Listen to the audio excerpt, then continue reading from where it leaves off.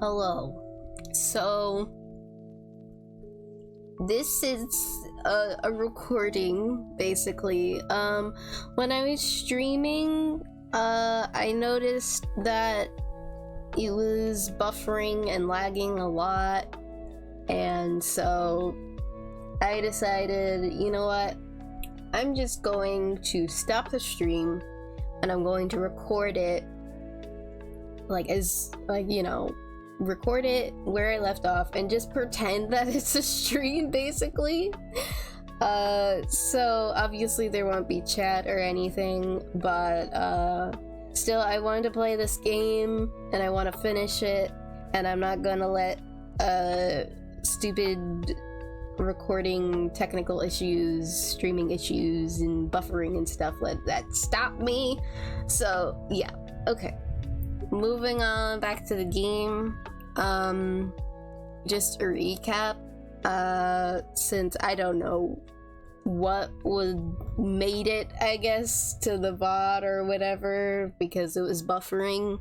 So basically, from the last stream, Luca, Rolo, and Beck found Mr. Nuncreed's secret base, I guess, base of operations, and there's these tube things that go to different parts of the town, and they revealed that Luca's grandma was going to do something, stop it. It had explosives or whatever. So Mr. Nuncreed put two and two together that she was trying to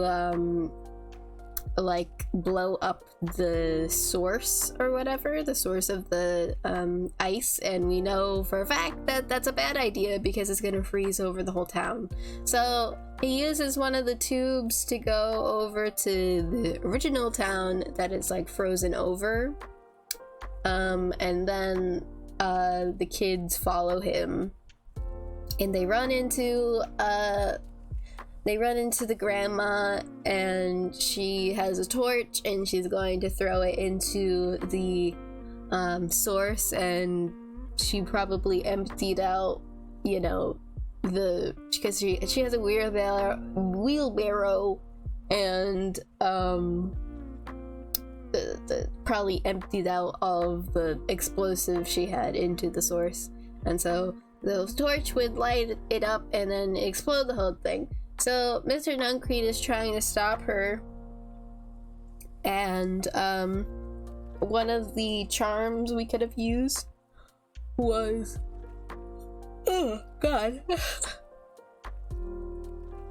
was weep and hum. I used weep first, and it basically didn't help anything, and she went ahead and it did the deed, and it froze the whole place over.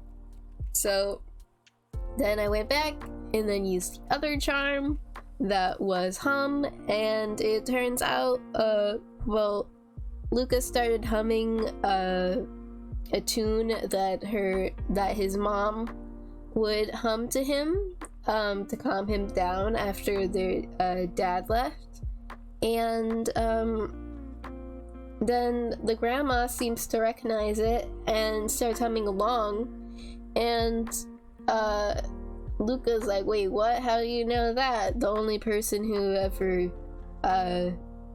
sung that to me was my mom.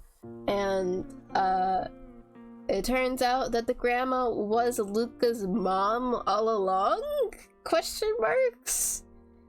And so now they're in I don't know, a little argument, I guess, because Luca's like, you could have trusted me, why didn't you tell me anything? I thought you left me behind, stuff like that. Anyway, back to the game. Okay, literally right off where I left off. Okay.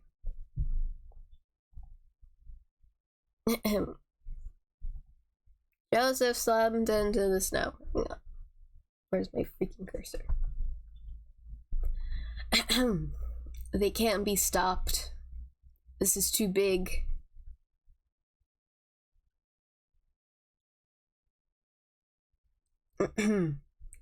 I tried beating them at their own game. I'm done fighting fire with fire.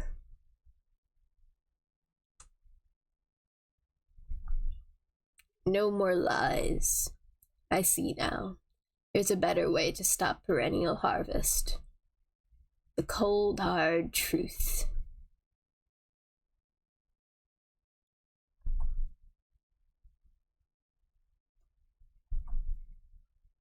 Come on, everyone. We've got a party to crash.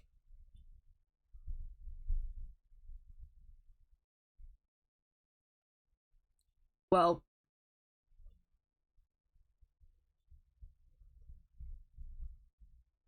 you don't understand. He always wins. Oh boy. Oh my god, I'm so dumb. I put the I didn't to put the desktop audio on again. God damn it. Okay. Now it's on. I'm dumb. I'm sorry. I always do this. Anyway. Anywho's. Oh, that's me.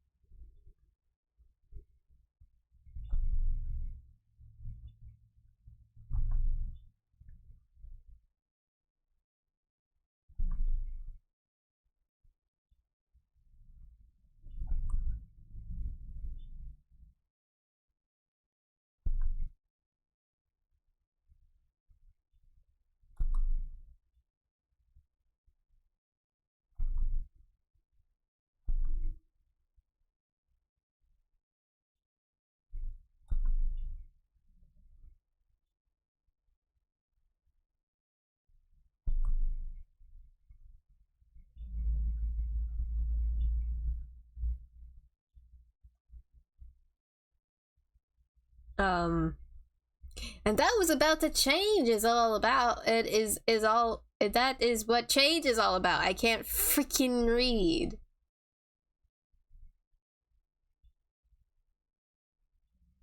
Grabbing the future by the scruff of the neck and making things happen. Change is a choice. I am tickled pink that we will all be making that choice together. How great is that? This man is a liar! Excuse me? I will not! This town has a dangerous secret, and perennial harvest only exists to keep it hidden. Nonsense.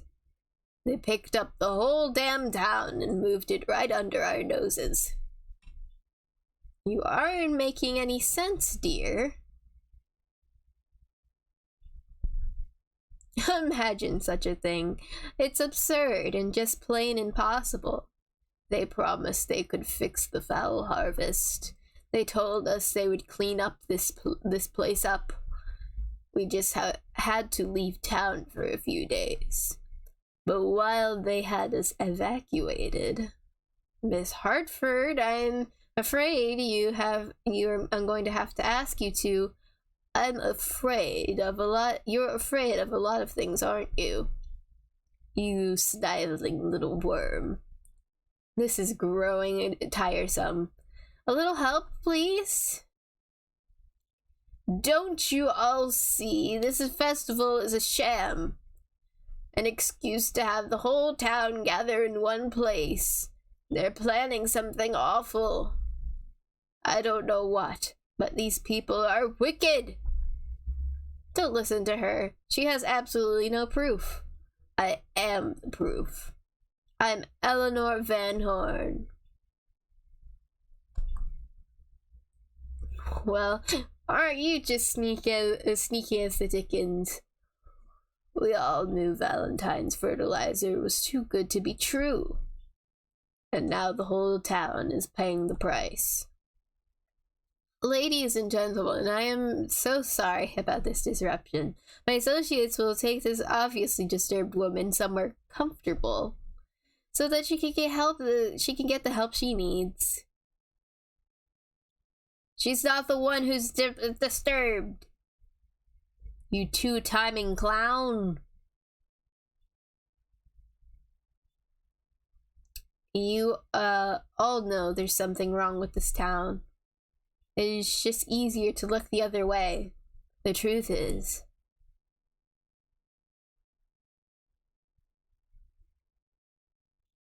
Clapping. That's quite enough, Mr. Duncreed.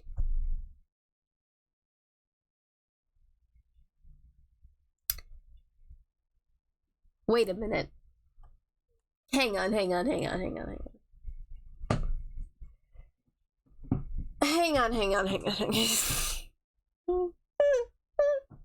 I'm gonna make a wild guess real quick, real fast. I'm gonna guess that this little guy here is actually, what was his name? The founder of the town, the guy who you know, made the fertilizer and whatnot, and then he got exposed to some things and just aged backwards, because obviously Luca's mom, who, well, we thought was the grandma, aged forwards by a lot. So maybe he aged backwards by a lot. I don't know. I'm gonna make that wild guess, and that's it. Because they're both the same type of dog. I mean, something. Okay, I'm done.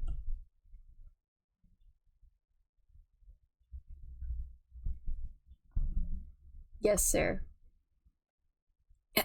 Take them away. No, I want them to see this. Even the ever-temperous Eleanor Van Horn. You've been quite the thorn in my side. Like a weed that's burrowed in where it doesn't belong. I must confess, you look dreadful.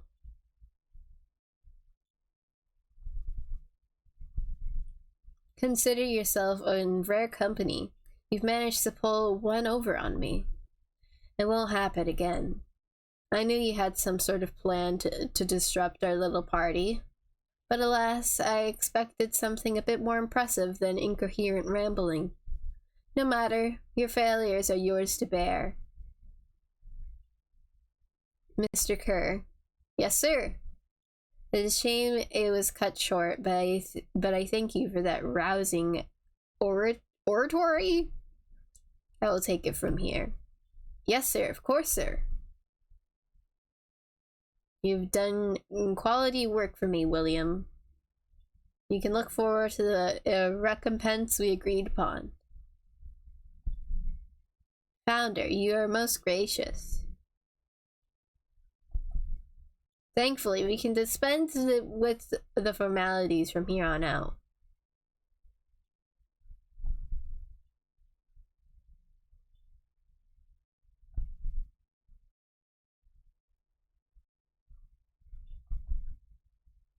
You can all call me Sharper Valentine. I knew it!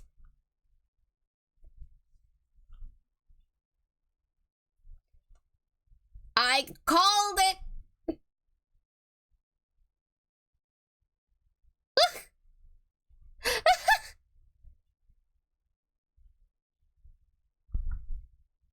God damn. What? No. God damn. Hang on, I must drink juice.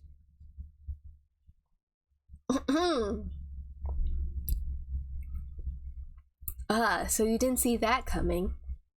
Good. Well, this is quite the improvement. Everything looks so much smaller now. Eleanor was right about one thing. This festival was a ruse. I wanted you to all witness my glorious return with your own eyes. Why does everyone look so downtrodden? This is a celebration, people. Maybe it would help if we set the mood. Mr. Kerr, be a dear, reveal the sign. Sharper Valentine Festival. Huh. Wonderful.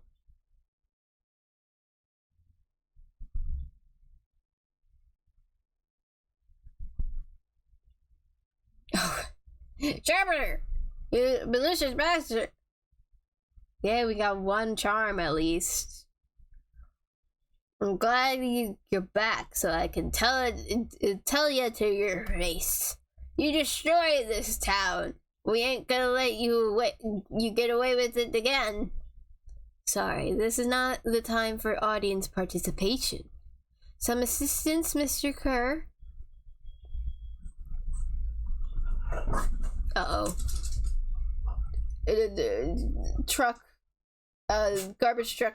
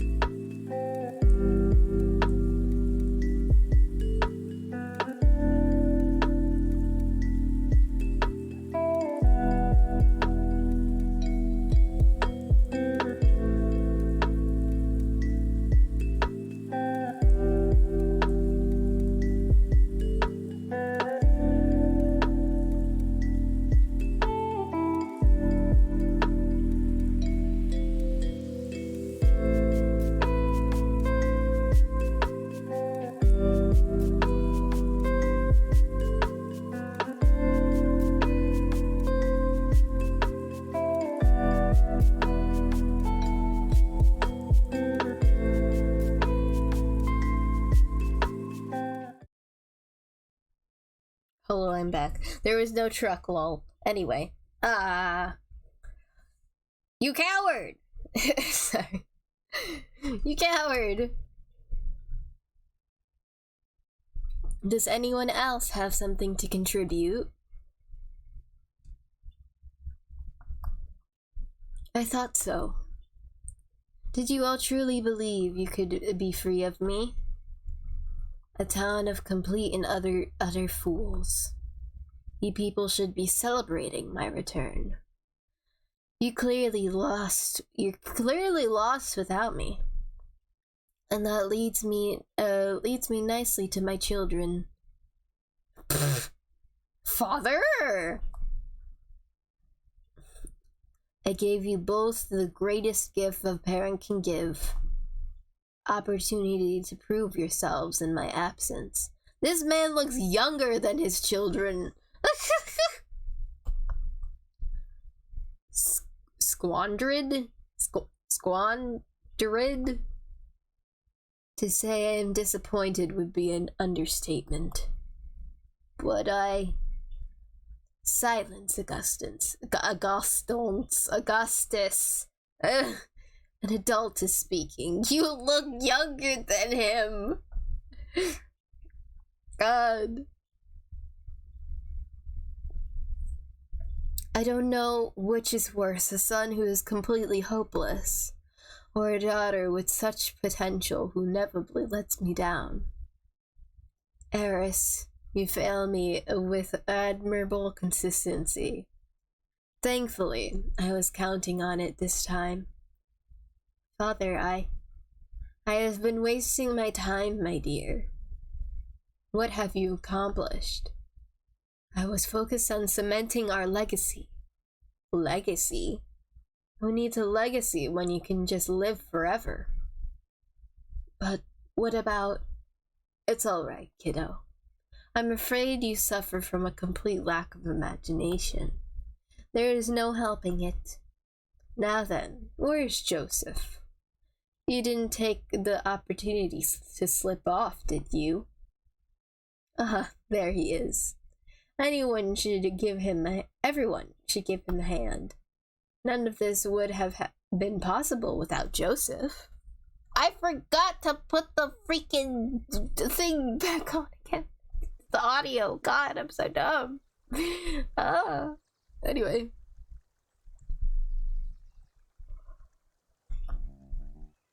I think you said enough.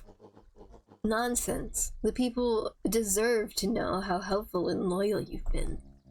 I only did what I did because he left me no choice. You always had a choice, Joseph. You are simply too weak to take it. No matter. Cheer up. You are about to be rich beyond your wildest dreams. You should follow Mr. Kerr's example. When I found him, he was in a sorrier state than any of you. An aging actor, despite the just desperate to recapture his youth. He played his part, and soon he'll be able to play the leading man again. Forever, in fact, if he remains loyal. That goes for all of you. Well, those who haven't already frittered away my goodwill. Beacon Pines is mine again, and I am willing to share its spoils in exchange for absolute loyalty. Oh god. Her voice, I need to take a drink first. Are you saying William Kerr was never in charge of Perennial Harvest? Ha! You think that puffed up blatherskite could have accomplished all of this? Dawn, I suppose it's time for your big exclusive. Sharper addressed the crowd with indignant pride. He'd planned this moment for so long that now, at the deed's fruition, it almost felt frivolous. You see, I needed a figurehead to hold things down while I orchestrated my return.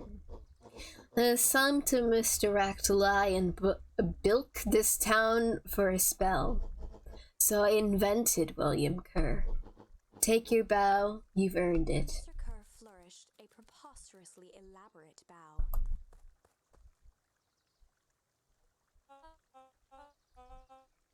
Patrick C. Montesquieu, Despain extraordinaire. Despain? I don't know. At your service. Founder, I just want to thank you again for this opportunity.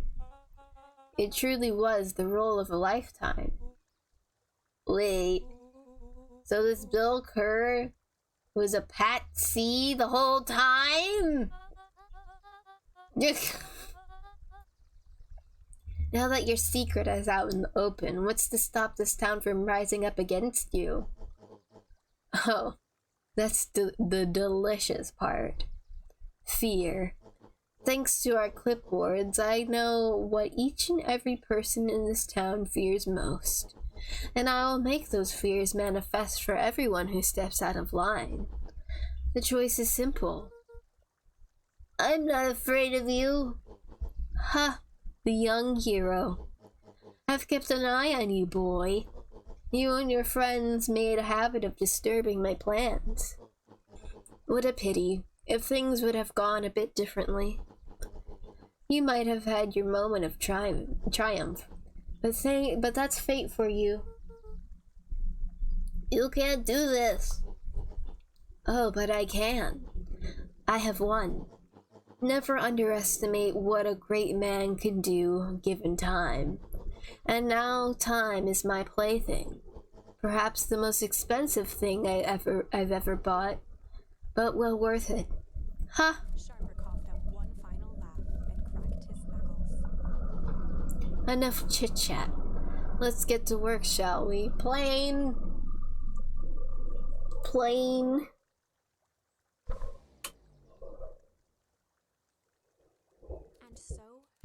set about remaking the town in his own image. The fertilizer factory soon reopened for business. Sales rose steadily as more and more farmers across the countryside began to swear by its miraculous properties. Beacon Pines became famous, a secretive town that, for the right price, shared its gifts with all. Gifts that became more and more necessary in a world where winters grew longer and longer. The end. This is wrong, but things are becoming clearer now. You can feel it, right? Yeah, sure. Can't let Sharper win. He might just be the key to this whole thing. Let's see. Alright, we did get Malice. We could do that. Wait. We could do that on this one.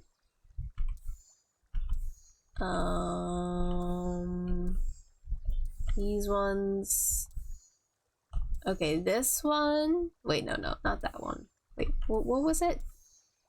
I literally just saw it. Oh, was it always this then?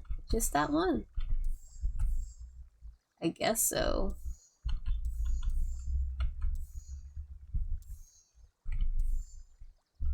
I swear I saw another one that was like, you know.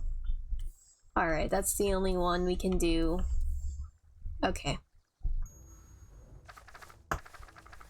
That's a lot of pages. There was a Malice lurking behind those eyes. There was a malice lurking behind those eyes, like a trap ready to spring. Luca felt the weight of Nuncrete's hand on his shoulder. Something wasn't right. He didn't know why, but something was telling Luca to get out of there. I just want this all to be over. Of course, I'm sure it will all work out soon enough. I should get going. I told Roxy I'd check for Rolo at the treehouse. Luca twisted free of Nuncrete's grasp. Of course. Luca, you know, your dad and I were good friends back in the day. You could come to me with anything. Anything at all. Yeah, no. Goodbye. I'm out. Peace.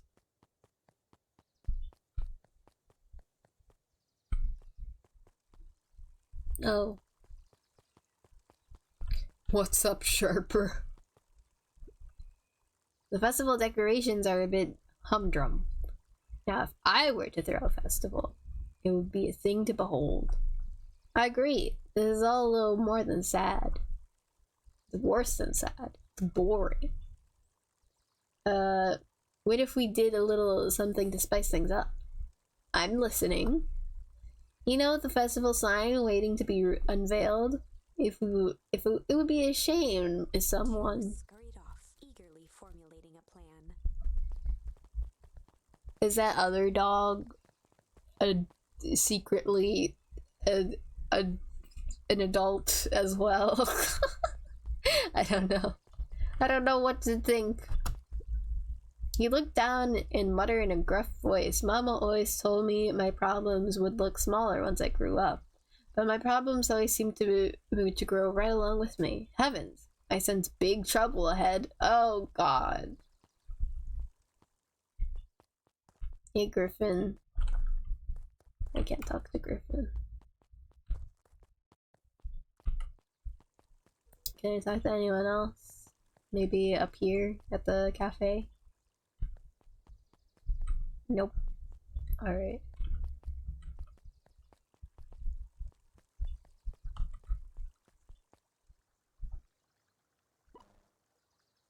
Identify yourself, please. Nellie Modwell. I work here now. I'm unable to locate you on our staff roll. Oh, I don't officially start until tomorrow.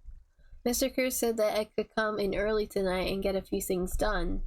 Hold, please. Clearance authorized. Thank you. Our harvest awaits.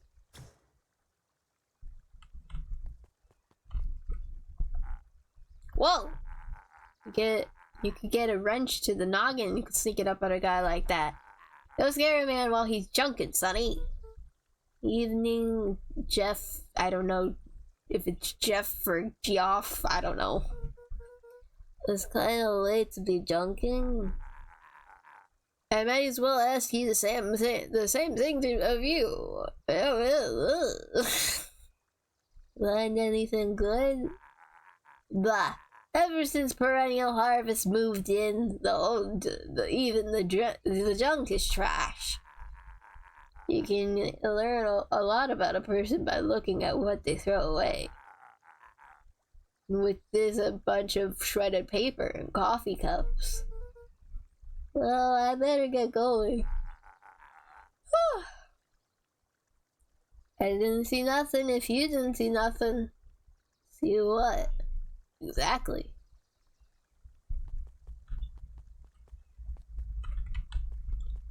Yeah. Move. Okay.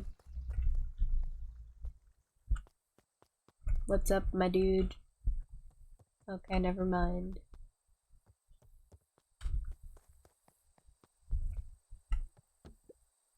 Rollo! He aired a long holler into the woods. Rollo! Rollo, wherever you are, I hope you're okay. Luca felt his eyes getting heavy and plopped into the beanbag. He conceded to its lumpy embrace.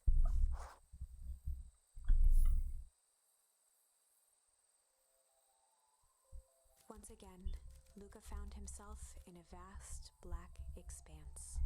This time, he knew exactly where to go.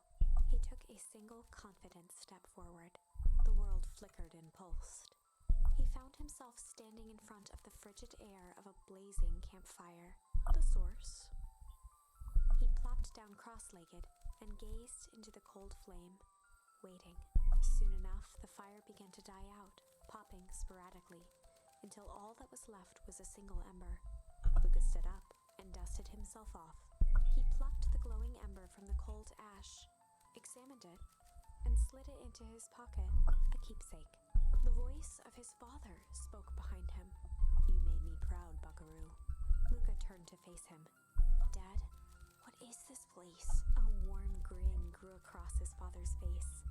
"A place where everything that has been and everything that could be all wait together."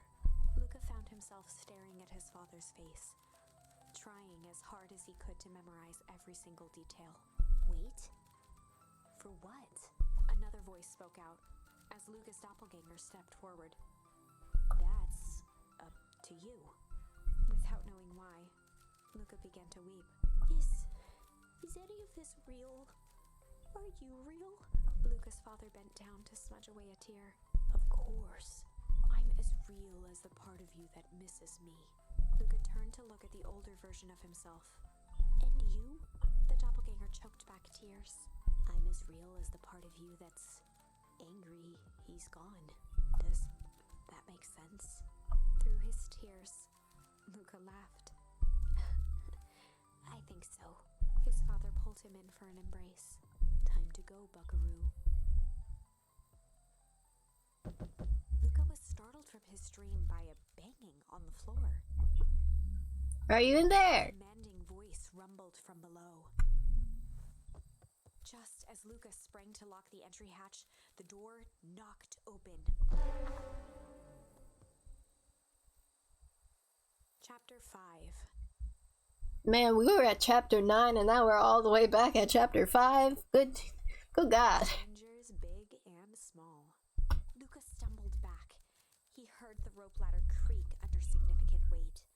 Keeping his eyes fixed on the hatch, he inched backward to the balcony.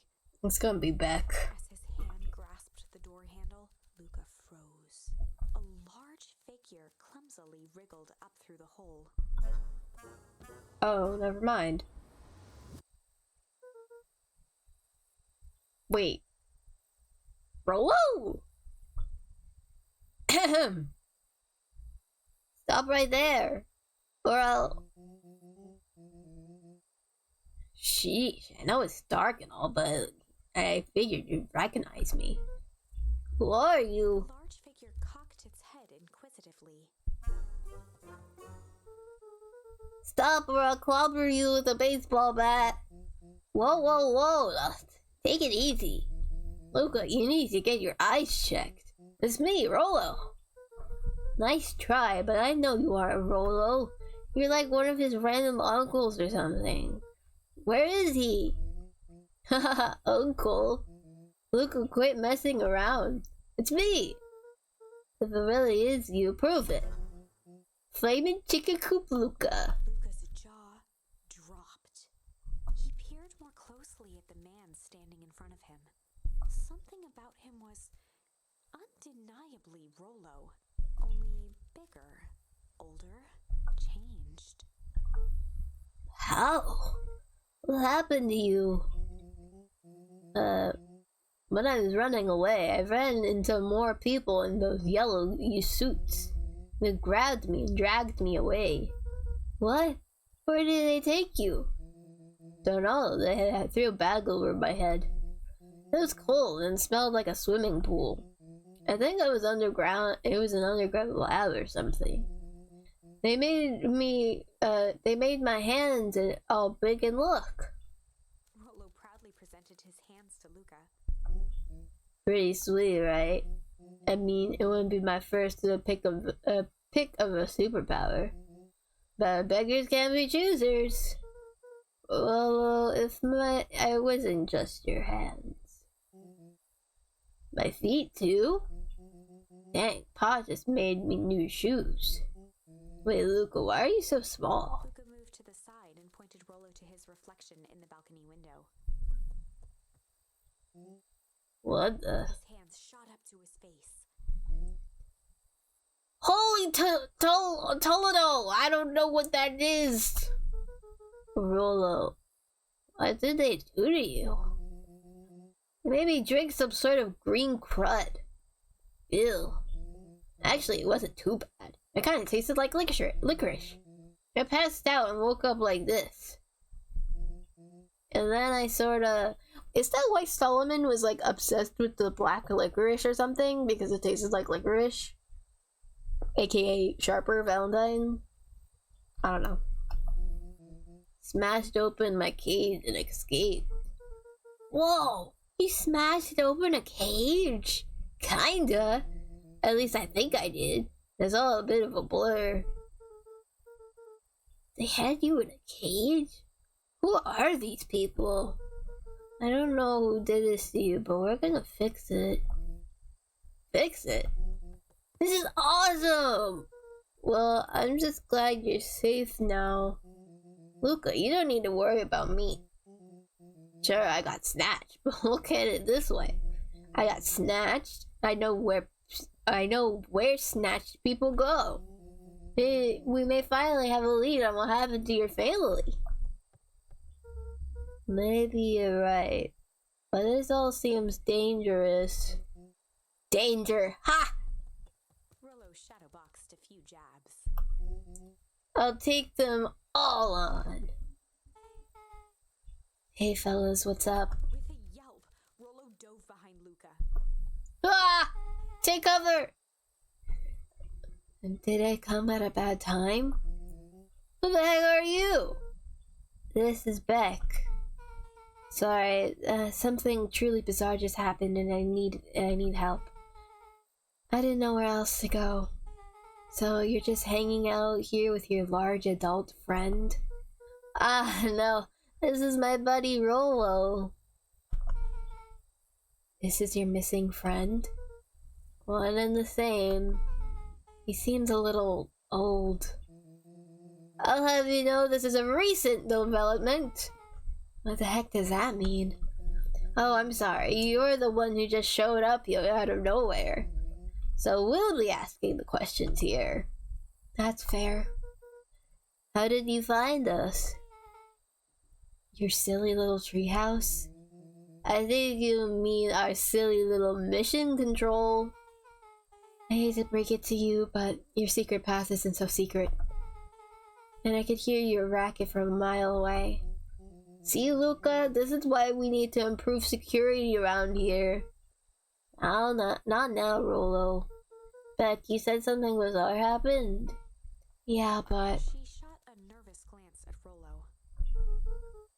Anything you can say around me, you can say around Rolo.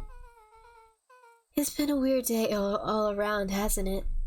Yup. Beck's eyes narrowed. Okay, so it all started when I made it back home. First, my order of business was to try and salvage my hair. So I dyed it with some stuff from the chemistry set my mom gave me.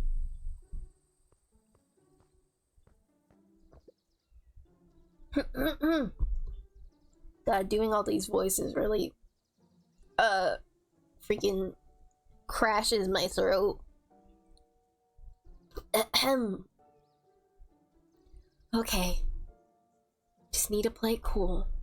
I hope no one notices. Notices what? Oh, nothing. I was just... Come over here and let me have a look. Oh, honey, what in the world did you do to your hair? I just kind of felt like a change. This is going to take forever to grow out. You're the one who said that change was a good thing, right? I was talking about your mother's new job. I was talking about us moving. Well, I guess I just took your lesson to heart. Ilona tried to put on a smile.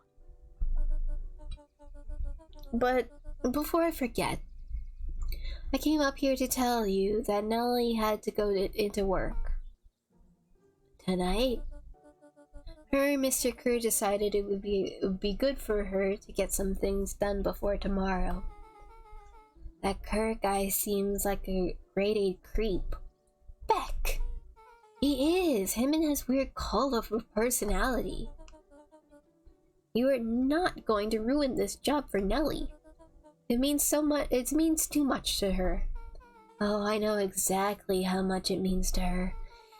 It means enough to her to exile her daughter to this podunk town. This place sucks. The people are weird. You just don't know them yet. It's always cold. We're in the mountains. You'll get used to it. I can't even pick up a single decent station on the radio. It's all banjo music and farm reports. I know you grew up in a town not that different from this one. That's why you're better at talking to plants than people. Okay. So here's what we're gonna do. First of all, you're grounded. What? In the morning, I'll have Nellie come and see what we can do about fixing your hair. You need to look presentable for the festival. But add another peep. She sighed, and after a moment, looked down at Beck sympathetically. I know moving is hard, honey. But that doesn't mean you have to make yourself miserable all the time.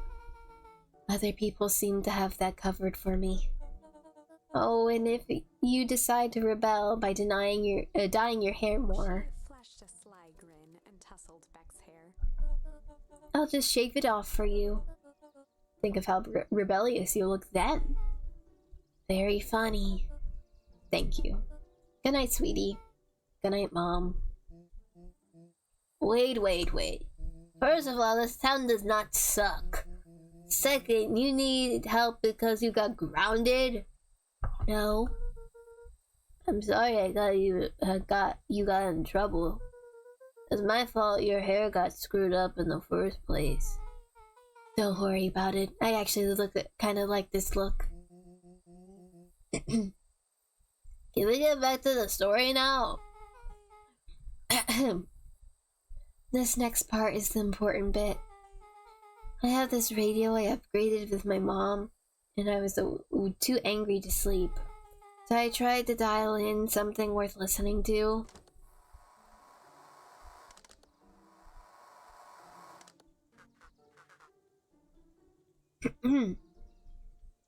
Mr. Kerr, are you there? Mr. Kerr? Yes, I'm busy. What is it? Apologies, I have the founder on the line. Had to patch him through immediately. One moment. Hello, sir. It's nice to hear from you. Skip the pleasantries. What's your report on our new lead research of deep engineering?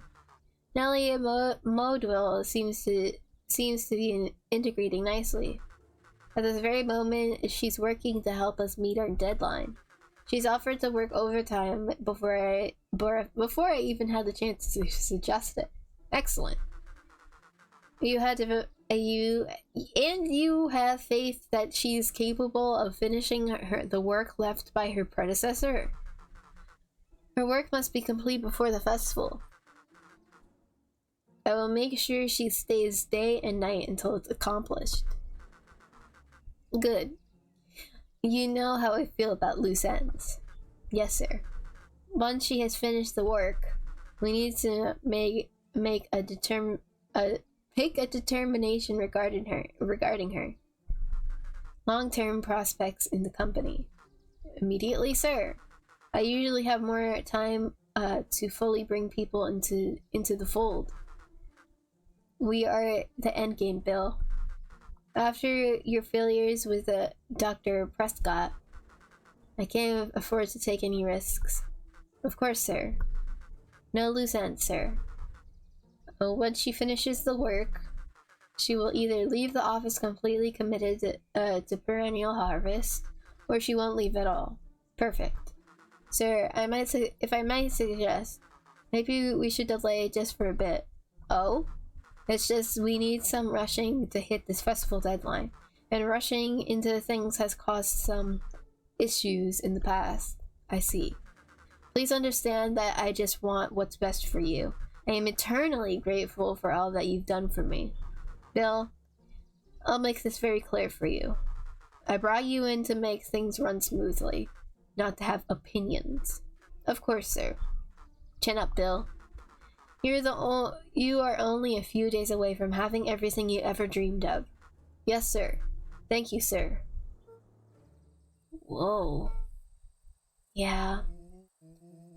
Just so we're clear, when they said loose end, they were talking about murder, right? Like actually killing someone, capital murder. Who is this founder? I was hoping you guys would know. Nah, as far as we know, Curtis the top banana at Perennial Harvest. He sounded he sounded scared of this founder guy. So we have even a topper banana on the field. What the hell is my mom caught up in? Has she talked about the job much? Not really. She said she was going to come in and continue the work of someone she respected. Luca, do you think that body at the warehouse was the person Beck's mom came to replace? That would make sense. Look, it seems like Nellie's predecessor might, loose-ended. I'm getting that impression. Okay, so we need to get your mom out of there before the festival happens. It's 2 days away. Won't she just come home after work? The creep on the radio said they were going to hold her until then. So if she's not coming out, we gotta go in and get her. Flicked a large sheet of paper out of her pocket and slammed it on the floor. Maybe this'll help. You have blueprints? Well, it's really just a welcome map from my mom's PH orientation day. But it's just a layout. Sure looks like blueprints to me.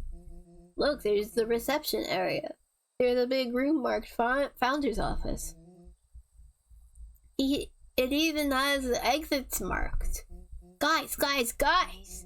We have a deadline and we have an objective. We have blueprints. You realize what this is, right? Started to wiggle with excitement. I think we're heisting. This is officially a heist. Chapter 6. The Heist.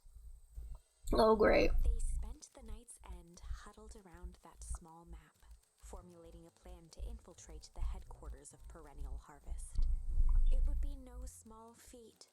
A modern facility equipped with all manner of technology. Not to mention the swarm of clipboards that would most certainly be scattered throughout. By the time the sun began to peek through the car window used as a makeshift balcony door, all were in agreement. This could just work. The final day before the festival would be used to prepare.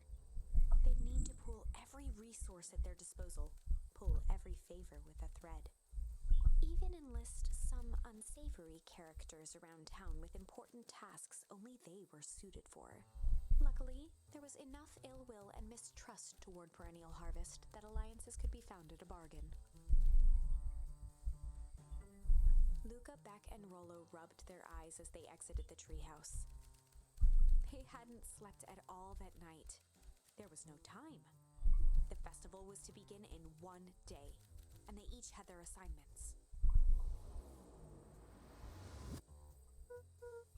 Alright, quick recap. Rollo, you're gonna talk to Roxy. Quarterly. Without her in fifth, this whole thing could go bust. Me? Cordial is my middle name. Uh-huh. And how do you plan to explain your new Vaguely at Rollo's sizable figure. circumstance? Bah!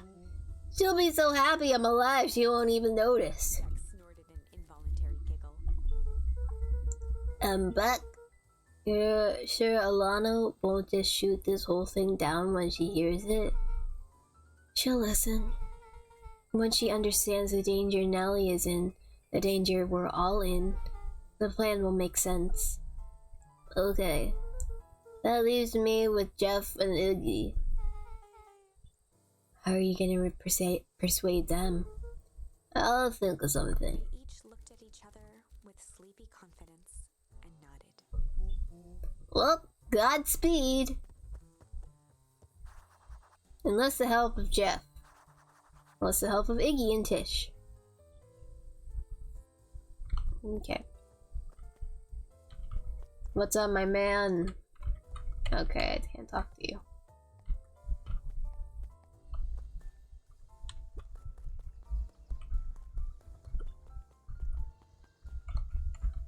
Can't talk to anyone.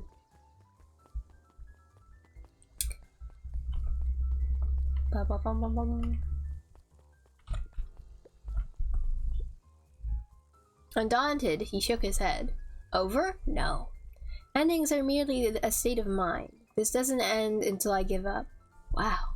I admire the conviction. Can you really pull through?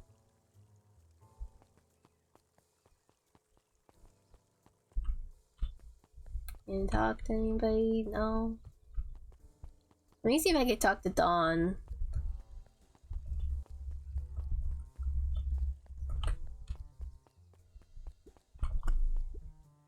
Yawn. You ever wondered why an agriculture company employs an army of survey takers? The clipboards. They say they're just trying to help make us happy. Do they want to make us happy? Or just figure out what makes us happy? An important distinction. She's not far off. I guess Mrs. Fratelli isn't getting ready for the festival. Is getting ready.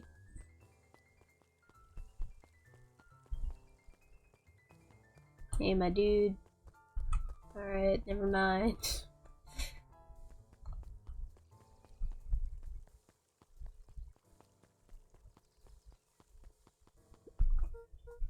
Hey, Jeff. What can I do you for? Well, I know how much you hate Perennial Harvest. Hate's a strong word. Oh, sorry, I didn't say it was the wrong word.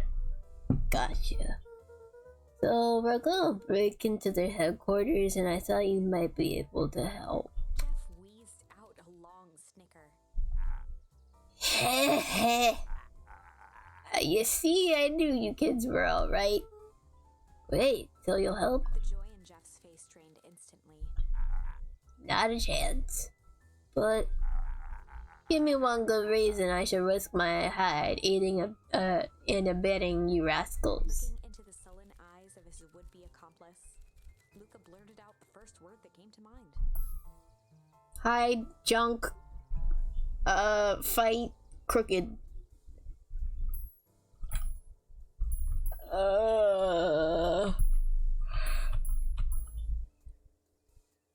Hide. Hide! His brow perked up. What do you say? Go ahead and hide then. Sensing some traction, Luca carried on with vigor. Let a bunch of kids do what needs to be done.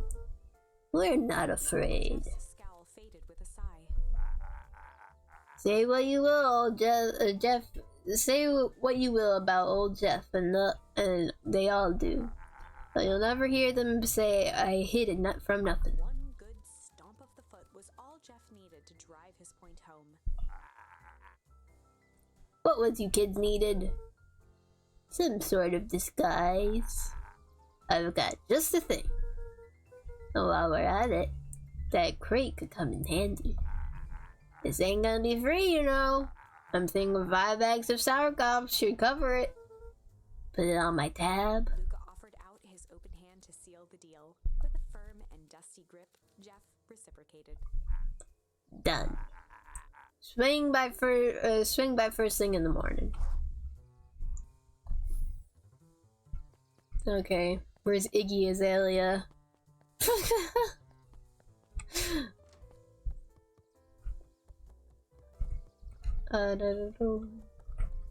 Can't talk to anybody.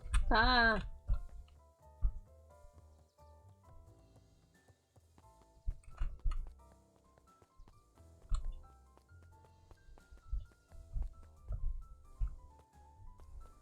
Oh. Hey Tish, look what is. Luca, are you here to try to tickle us to death again? Look, just hear me out. He raised an eyebrow suspiciously. We're listening. And yeah, I know we've both been giant bags of crap to each other. Iggy gave a reluctant shrug. You're not wrong. But lately life has been kinda strange. Strange, you know? Iggy considered the point. Things have been weird around here. So I'm offering a truce and asking for your help. What do you say we pull? Break? Say break. Break our hostilities for at least for now. We do like breaking things. Even if a truce means less breaking things. What if I told you there was a way we could have a truce and break stuff? Go on. I need you to cause a distraction so we can sneak into Perennial Harvest HQ. A wild-eyed grin spread across Iggy's face. My, Luca Van Horn. I'm impressed. And after this is all done, maybe you and Tish can come hang out at the treehouse sometime. Iggy glanced over to Tish, who nodded in agreement. Fine. But not because we want to see your crabby treehouse. We just like to cause chaos. Nod, Luca was off. Hey. I did that perfectly. Did you hear that, Tish? Gazed up at Tish with a smile. He invited us to hang out at the treehouse. Tear ran down Tish's cheek. I never expected this day to come. How wonderful. She spoke! Like actual words and not just yep. Number 7. Into the hive. A good heist requires preparation. And thorough preparation takes time. Something they had precious little of. So far, everything was in order. Jeff, Iggy, and Tish all agreed to do their part. Okay, is Jeff. Beck radioed Luca that night with a simple and covert message. We are locked and loaded on my end. And Rollo, after a lengthy confession, managed to persuade Roxy and Fitz to help. He stowed away in mission control for the night to avoid attracting attention. Rollo, being uniquely suited for the role, would be the first to breach Perennial Harvest. The outfit provided by Jeff wasn't perfect, but a convincing disguise is 10% wardrobe, 90% confidence. Oh my god. His breaths and shook out his arms.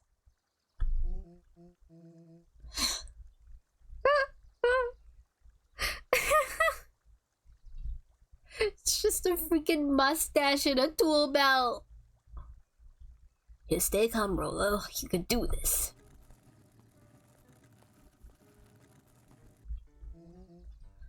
Got your delivery here.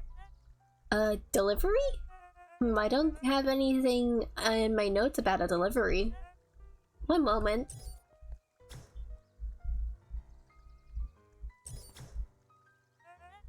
I'm so sorry, but there's no delivery scheduled for this morning. Right. Had to think quick. That's because this goes directly to the founder. He asked that it be kept secret. Rollo sighed, adjusting his tool belt. You know how the founder could be. I suppose we can leave this one off the records. Our harvest awaits and such. Stroke of his mustache, Rollo proceeded into the Perennial Harvest headquarters. Our harvest awaits. Package for the founder. Oh, I didn't hear anything about. Yeah, this is a need to know kind of thing. I'll just check. Stammered and flipped through the pages of his clipboard. This goes directly to the founder. I don't have time to fill you in. Oh, I see. If you could just complete this form. Interrupted with urgency in his voice. Every time with the forms. Look, if you want to explain to the founder why I'm late, well, it's your funeral. I'm sorry. Oh, what did you say your name was again? Panicked. Our harvest awaits. Sir? That's a restricted area. Excuse me, sir. Our harvest awaits! Ready to light this candle, Tish? Yup. Suck on this, perennial hand fist.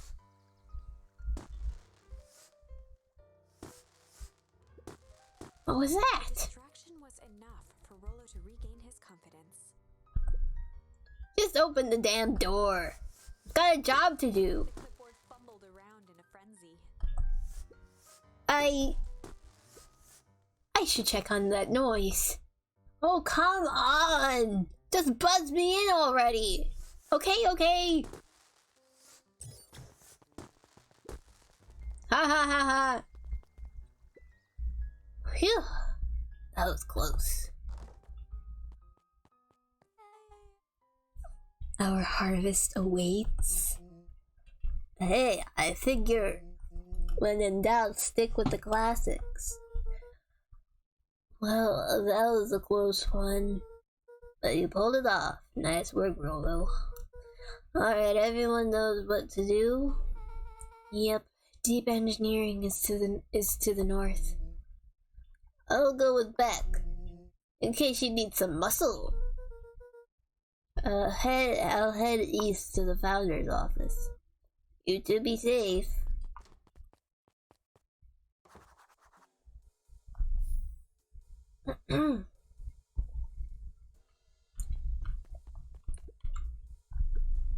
They can really have that covered.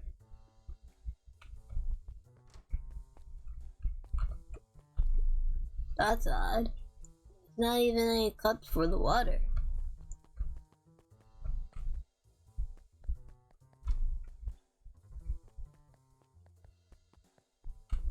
Bro, I don't know the freaking layout of this place.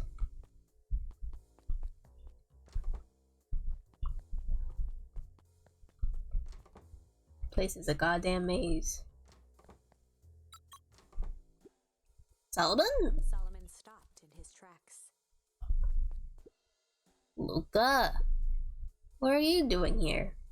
It is a long story. Are you okay? A veneer of confusion flashed across Solomon's face. His words rushed out dramatically. No, I'm most certainly not okay. Some strange people grabbed me in. But they didn't have bad suits. Yes, how did you know?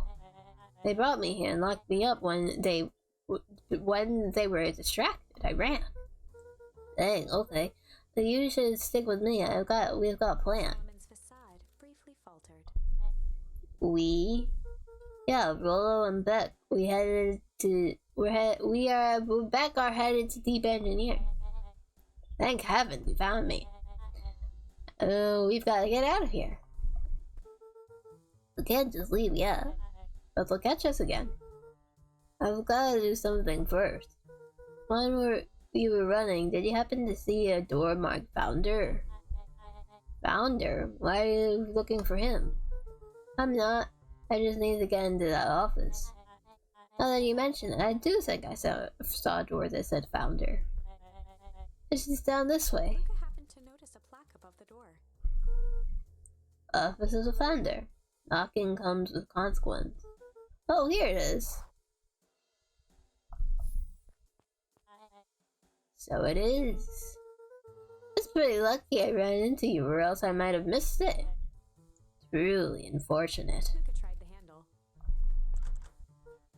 Locked. Solomon leaned forward to examine the mechanism. Regrettably, it seems to be some sort of electronic lock. Electric lock, I don't know. I don't see how we could possibly defeat a lock like that. He smiled and looked at his watch.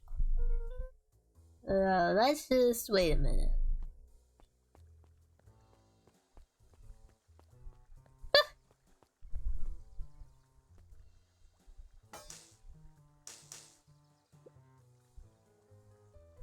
I don't know what sort of funny business you're up to, but I like it. She mined a quick hat tip and ambled off with a whistle. Howdy. Good afternoon. The light on the keypad changed from red to green. How do you do that? It's good to have friends. Quick, let's get inside before someone spots us. Luca switched on his walkie-talkie. Well, I'm in. As expected, there's a control panel. Great timing. We're stuck at a locked door marked 24601. Need you to get us through. What if someone catches us? We should get out of here. I'm not leaving my friend Solomon. On the computer screen, a green cursor blinked in a password field. Surely you don't have a way to get around the password. Luca pecked out his best guess. Underground secrets. The screen blinked to life. Columns of green numbers glowed on a black background. How did you just guess that? Oh, it's this absurd password Rollo heard when he was down here before. It's funny how someone arrogant enough to call themselves the Founder uses such a basic password. He's right there, God. Or they were thinking several moves ahead, not expecting anyone to get something so simple. These villains types always end up outsmarting themselves. Solomon's jaw clenched into a half smile. Your powers of deduction are as impressive as your luck. Luca quickly scanned the columns for number 24601. Rollo, I think this should do it. Bingo bongo! Doors open. Luca, you never fail to impress. What is that slippery loud even doing down here? We have a friend whose mom is in trouble. We're here to get her out. I see. Oh, Luca, I think we're close to the door. The door's marked 13806. Once again, Luca scrutinized the numbers on the screen. In that moment of distraction, Solomon reached forward and pressed a large red button. Maybe this one opens the lock. Crap, we've got company. Luca, must go faster. One sec, I can't with all this noise. He skimmed the screen with his finger. Here it is. Number 13806. Go, go, go. Curse my fumbling hands. My apologies, Luca. Don't beat yourself up. I know you were just trying to help.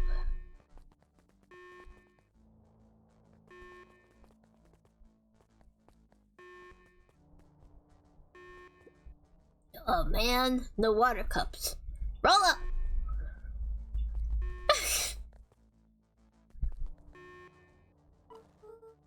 Rolo, are you okay? Rolo, come in! Mr. Kerr approached with a sneer and spoke into his walkie-talkie. You can turn off the alarms, they're trapped. Self-satisfaction, he called into the hallway. That, my dears, is a dead end. Nowhere to run. Hello, where are you? Are you okay? Yeah, I think we lost him. Making our way back to Nellie's office.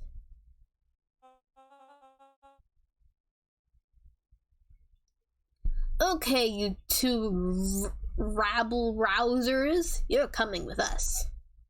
Nope. Make a break for it!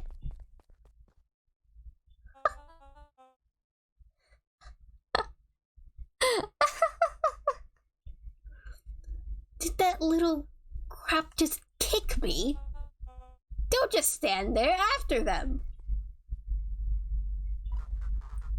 Okay, I think that works. Roxy and Fitz are gonna have him on a wild goose chase.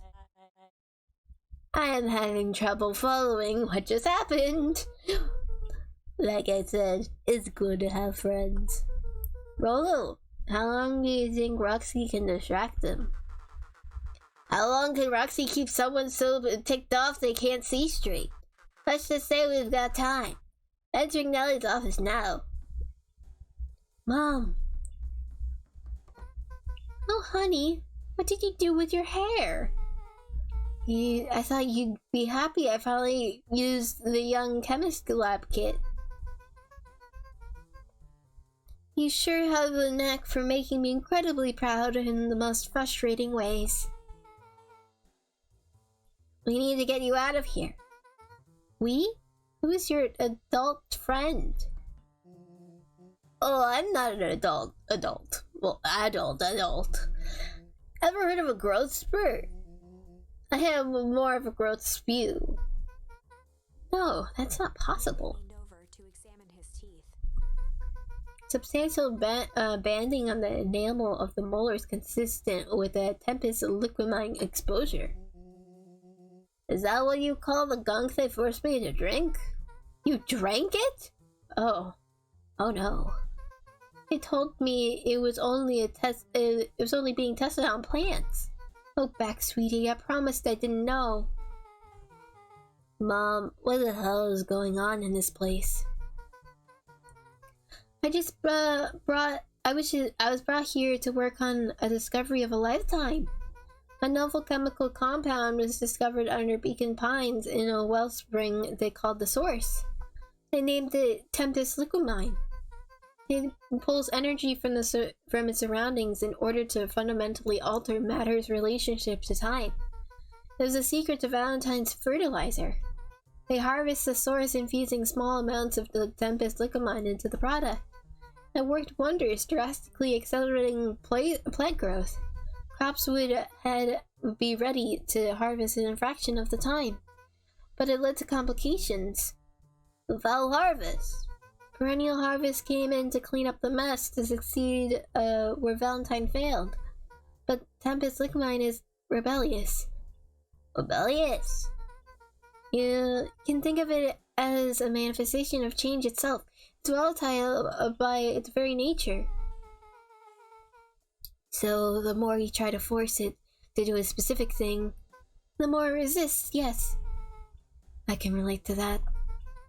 My role was to finish the work of my predecessor, Dr. Prescott, harnessing the Tempest Liquimine to reliably manipulate an organism's age. Just imagine how many people we could feed. Mr. Kerr was very insistent that we achieve a successful result by today's festival. But you didn't, right? You know how much I love a good puzzle. I poured myself into the problem.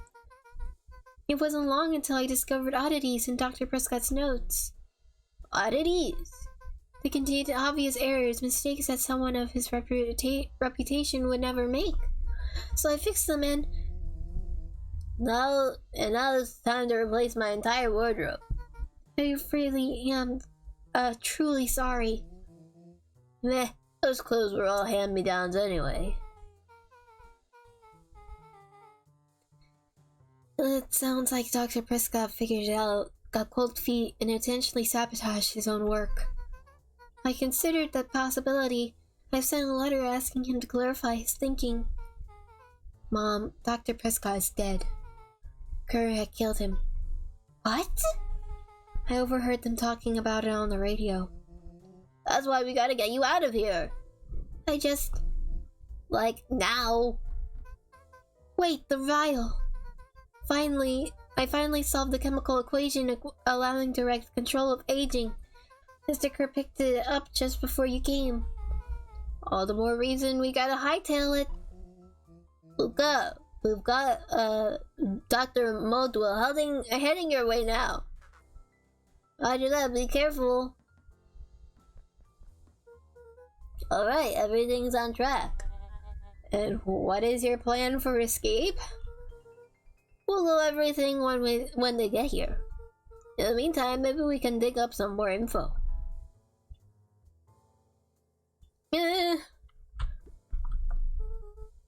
Malice 80 proof whiskey. A hard drink for a hard man. Wow, even his alcohol is arrogant. I should just smother you right now. What was that? I said I shouldn't bother you right now. Don't be silly. You're no bother at all.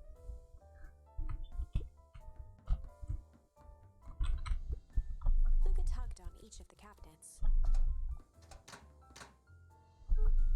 Dang, this must be the good stuff. They're all locked. Perhaps he's not as careless as you suspected. There's gonna be like a key here or something.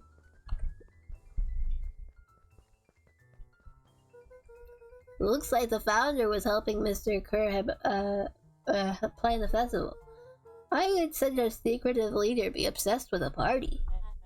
Only time will tell. Luca held his hand up to the ashtray. Still warm. Must have been in here recently.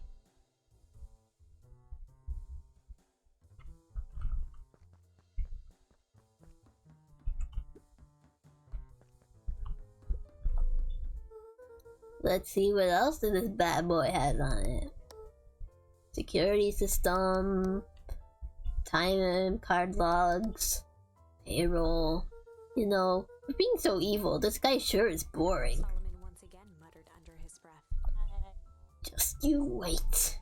Huh? Oh, nothing.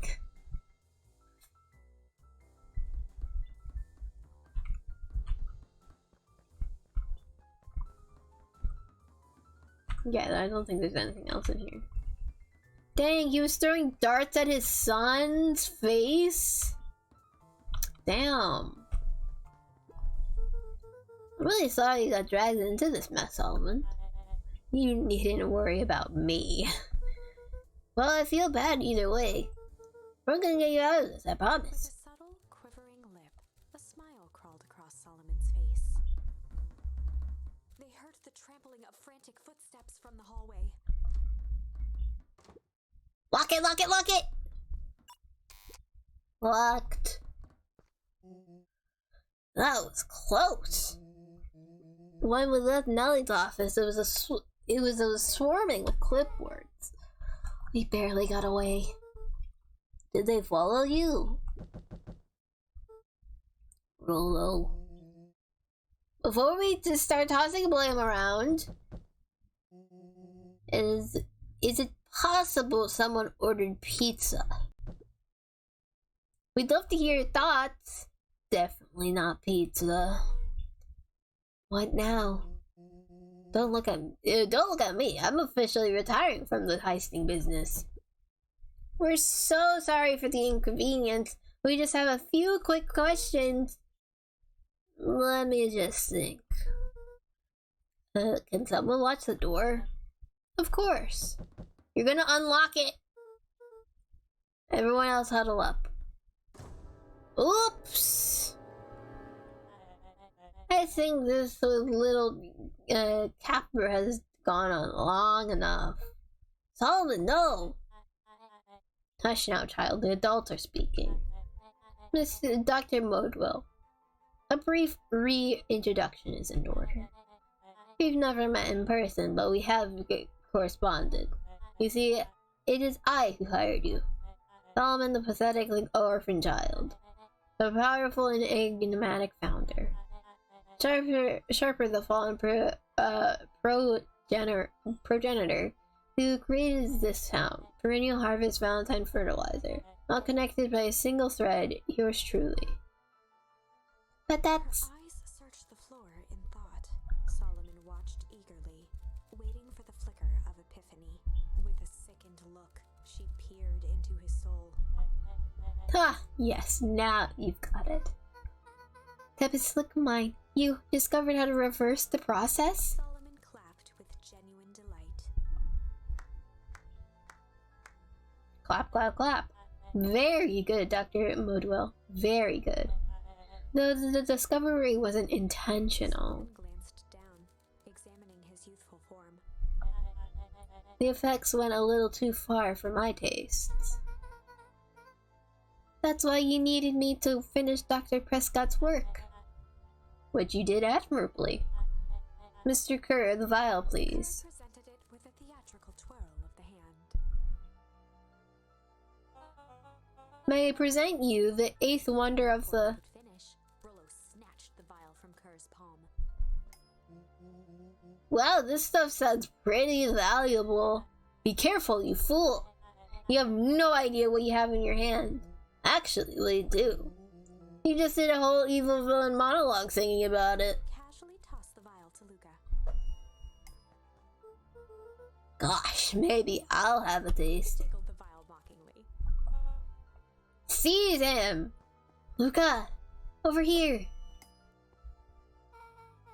Move another inch and I smash it. Held it tightly behind her back. Solomon sighed, speaking in crisp, measured syllables. You have no plan. I'll smash it, I swear. Fine. Risk killing us all. Or, if you're lucky, nothing happens, then what? We capture you and grant you much less leniency. He pursed his lips with feigned sincerity. But I give you my word, if you hand it over now, none of you will be harmed. A deep uncertainty washed over My that. dog just snorted. What are you doing? God. Anyway. You're a smart girl, Beck. There's no shame in being outwitted by someone smarter than you. We both know there is only one way this ends. She looked to Nellie shakily. With a dispirited nod, Nellie sighed in defeat. Beck slowly approached Solomon. That's a good girl. Beck, don't do it. We can't trust that jerk. I'm sorry, he was right. With apprehension, Beck conceded. Solomon pocketed the vial and brushed off his shoulder with a sharp flick. Mr. Kerr, you've allowed yourself to be humiliated by a group of children. Report to my office tomorrow for a performance review. The blood drained from Kerr's Of course, sir. But first you have a speech to make. Shout out there and give me an introduction I deserve. And don't forget to smile. Yes, sir. And to think, all of this is thanks to the efforts of Mr. Van Horn. I don't understand. How is this all because of me? Ha! I said Mr. Van Horn, silly child. Dr. Walt Van Horn? Your father was always a thorn in my side. I offered him an opportunity to be part of something great, but the fool was blinded by righteousness. He even broke into my laboratory in an attempt to sabotage my work. Solomon shook his head with gratification. But the universe has a funny way of correcting course.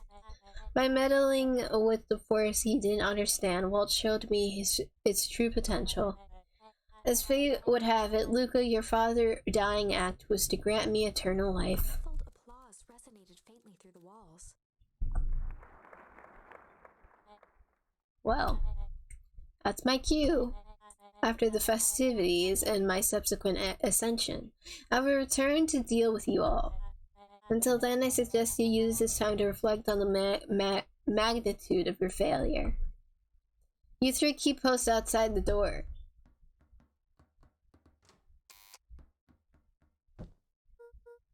Well, crap.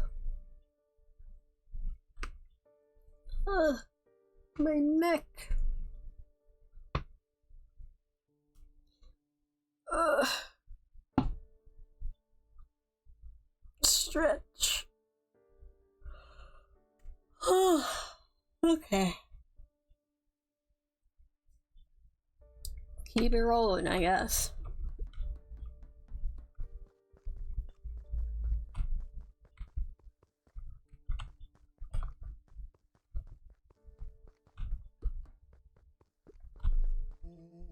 I can't believe Beck sold us out like that. I'm not sure she had any other choice. So what now? What's the plan? I don't have one. Of course you do. You always have a plan. Rolo. You just need some time. Rolo, it's over. We lost. Nellie was staring at the floor, deep in thought. Sorry, Luca. Give me a minute to calm my mind. Hey. I'm sorry, Luca. I did what I had to do. I know, it's just, we were so close. I've got a feeling that eventually Solomon will get what's coming to him. Time wounds all heals. Wounds all heals? You mean time heals all wounds? I don't know. Well, time seems like less of an issue for him now. Luca, there's something you should know. After Mr. Kerr locked me in that office, I had nothing but time and curiosity. I poked around a bit, hoping to find a means of escape, but I found something else. A note hidden in a false drawer. A sort of note. Dr. Prescott must have sensed his time at Perennial Harvest was growing short, so he left behind a letter with the hope it would be found by his successor. It was a confession of sorts. He left it for me, but its contents, Luca, I think they were meant for you. What? What did you say? It was about an incident with your mother. Dr. Prescott found her in a lab with a stolen card key. There was an accident. She had been exposed to extreme amounts of Tempest Lycomine. The color dropped from Luca's face. She survived. Dr. Prescott decided to help her recover. He no longer trusted Perennial Harvest, so he kept her whereabouts a secret. Over time, your mother led him to reconsider the purpose of scientific discovery. Science is often at the vanguard of change, but that doesn't mean it's always right. He realized that no one should have control over something as powerful as time itself. I I now believe that's why he began to intentionally sabotage his own work. And it cost him his life. That's a reasonable conclusion. Luca was overwhelmed with emotion. But if she's alive, where has she been? Where is she now? A sudden explosion sounded from the hull. Chapter 8. Comeuppance. Uh-oh. Still ringing, Gran picked herself up off the ground. Through the dust and smoke, she looked over to see Mrs. Fratelli helping Hiram Tolliver to his feet. She'd had to beg, borrow, and steal to acquire those explosives. How many nights had she spent visualizing how she'd use them to make things right? And now, her one shot at destroying the source, that damned hole that swallowed so much of her life, Oh, whoops. traded for this jagged hole in a wall and a foolhardy shot at rescuing Rollo. With Fratelli and Tolliver at her side, she stepped through. It was a strange feeling. The last time she'd stalked this maze of hallways, it was in a different body. They quickly rounded a corner to find a group of clipboards guarding a door. Something worth guarding is probably something worth seeing. She leapt forward, brandishing her cane. If her last chance at vengeance for things lost was truly gone, she would just have to fight to keep what she still had.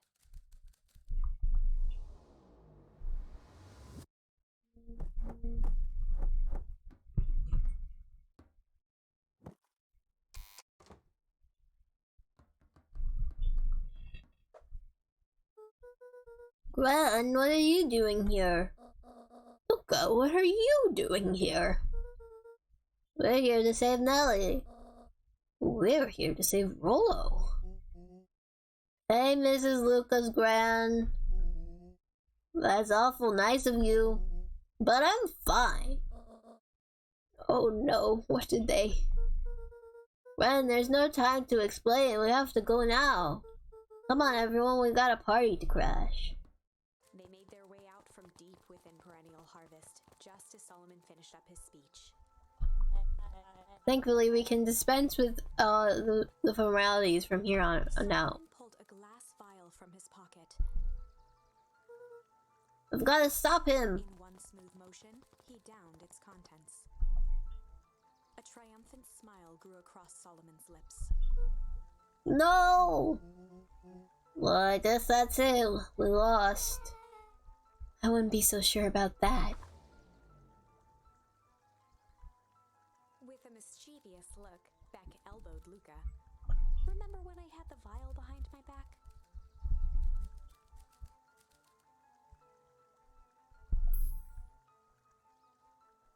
With a little... Might tweak his wonderful potion with a little malice, with a little change, with a little junk. I might have tweaked his wonder potion with a little junk. Can't wait to see the look on his face when he realizes he drank his own cigar ash. How did ashes get into the vial? It was pretty easy to mess with the vial when it was behind my back. Oh, that's sneaky. Well, it's a bad habit anyways. Holloway says bad habits are like 50-yard field goals. Huh? Hard to kick.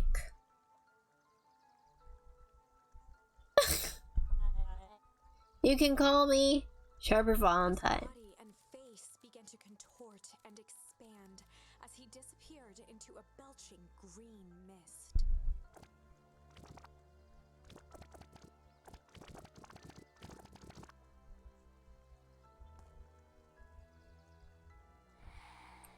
Oop!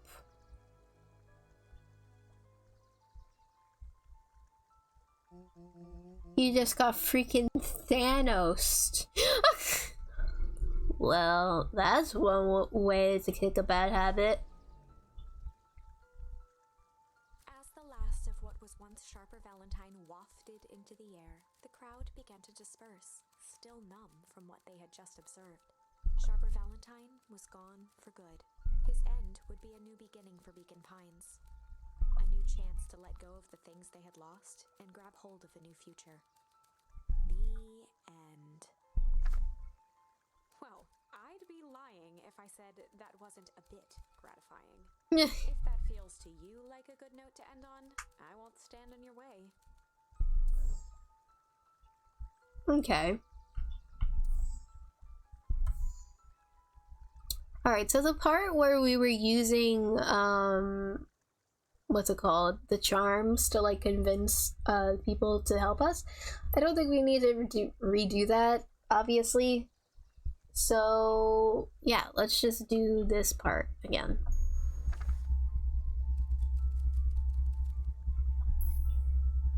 Let's do change.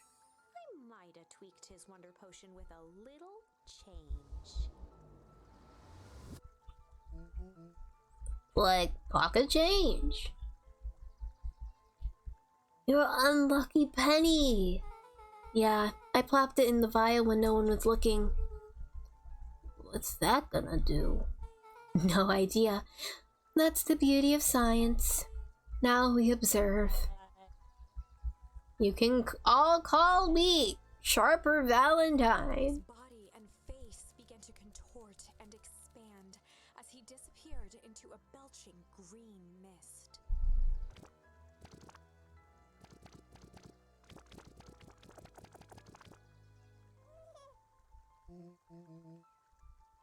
Holy crap, he's a baby! But he's still Sharper, right? What he was no longer matters. Ah! This is an innocent child. I apologize for all the harm my father has caused you. Eris awkwardly cradled the squirming child. She looked to her brother, her voice shaking with uncertainty. Augustus, what do we do what Valentines always do? What must be done? I'll hurry home and prepare a crib for father, or young Sharper. That would be a great help. Thank you. She looked back down at the infant with equal parts kindness and terror in her eyes. With a shake of her head, Eris addressed the crowd with a stern scowl. Okay, everyone. Show is over. You may leave now. Epilogue. Epilogue. Beacon Pines' coldest summer on record came and went without much fanfare. Folks shared what they had and none were left wanting. The new school year was ushered in by the falling leaves of autumn. After everything Luca, Rollo, and Beck had been through, middle school was bearable. Oh god, not middle school. The chill of winter didn't seem to bother people much. They kindled a hope for a better future in their hearts. When spring arrived, farmers planted their crops with a sense of joy and optimism. And as the dawn of the first day of summer came again, its light slowly spread through the shallow valley.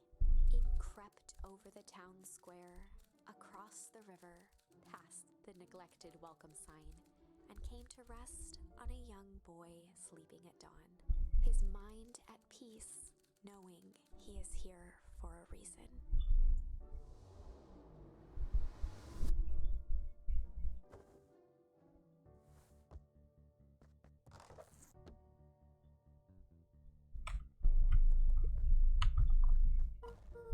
Whoa, are you up yet? Roger that. It's a beautiful day at Mission Control. You're gonna swing by. I'll be there in a minute.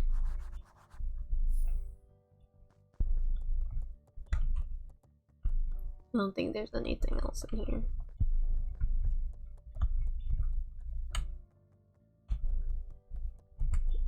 Over time, Eleanor began moving Walt's old things out of the closet and into storage. Oh, so she told him the truth? Eleanor had moved back into her bedroom, and now that she wasn't sneaking out late, she even slept there most nights.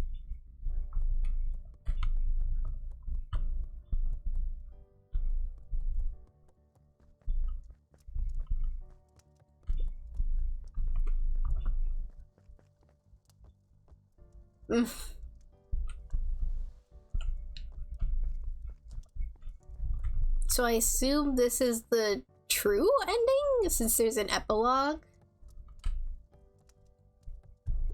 Hey yo mom, what's up? Mom, ready to go now. You go on without me. I'll meet you there. I've got a batch of jam to finish jarring.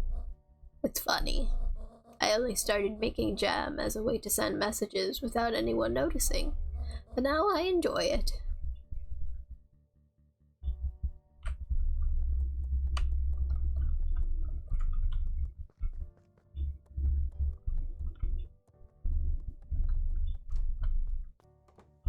Anything out here before I go out? Nope.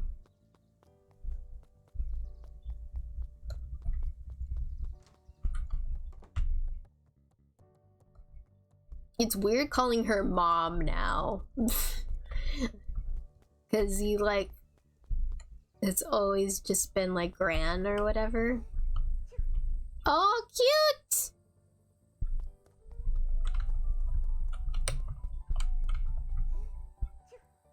Oh, cute. That was so cute. No, go back. No. I wanna get all of them. Very cute, very cute. So cute.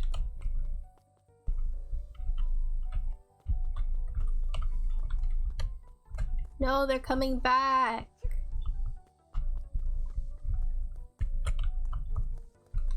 I want them all gone. God, he's so cute. I love Luca so much. So effing adorable.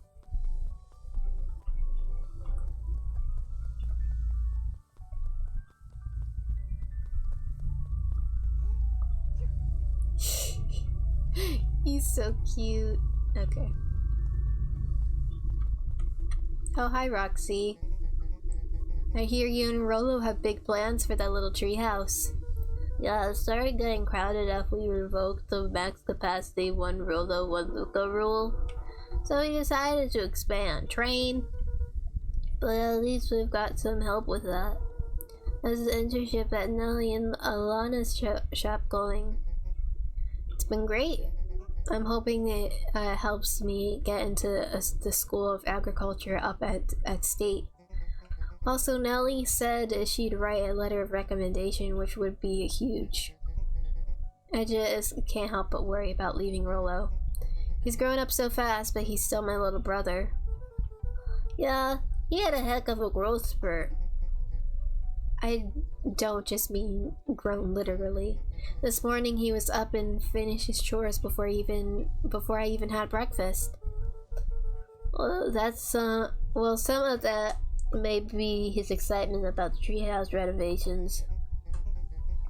Don't tell him this, cause it'll really go to his head, but I'm really proud of that little punk. I'm sure he feels the same way, but he's just too dang proud to tell you. I know.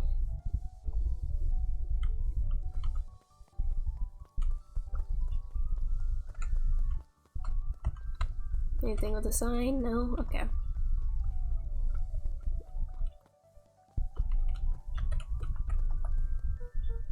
Hey Gus, how's the tree planting going? Couldn't be better. I'm so grateful to Alana and Nelly for letting me help. I just wasn't built to be a mayor. Too much bureaucracy. He's so cute now that he's all happy and stuff. He looks so sad all the time. Gus, we finished cleaning up the sidewalks. What's next? Perennial harvest collapsed. Most of the clipboards skipped town.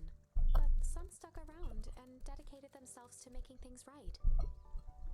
Anyone with a knack for art can help plant the new offices. You can count on us. Well, it looks like you really found your calling. I never felt comfortable telling people what to do. Now this right here, this is something I could be proud of. Aw.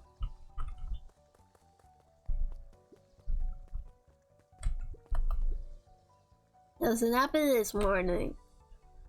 The most underrated part of a good nap is the view. And this view's getting greener every day. Nice.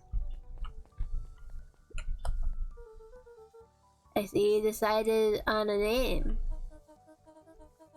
Yep, we had to clear out all the old stuff before putting on the final touch. Slow and Dirty Harvest is now official. I like it. It was actually Nellie's idea. There's a lot of work to do, and the name serves as a reminder. Just because progress is important doesn't mean change should happen fast. In fact, I've learned that the more you care about something, the more important it is to take things slow. Our motto is, go slow and fix things. Amen to that! Slow and Dirty Harvest. Good, better not dilly-dally. Oh, gotta go to the treehouse. Dang it. I wanted to check on everything else.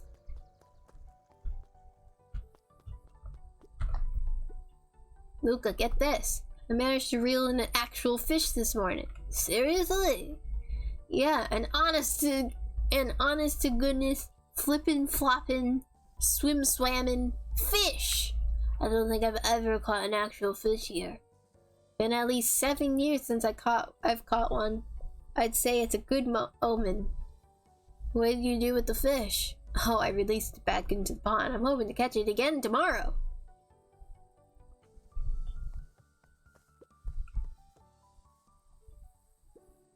A little higher. Yup. A little lower. Yup. Little higher. Yup. I'm telling ya, the angle isn't the issue. We need more power onto the radio. Luca, there you are. Will you tell him it's not the angle? Hey, I'm not in charge of the antenna redesign. Fine, fine. Iggy, just don't do anything drastic until we get back. Who, me? Tish, you're in charge while I'm gone. Yup. It'll be fine, right? It'll be fine. If we really want mission control to turn into something bigger and better, we'd have to loosen our grip a bit. You're right. Lead the way.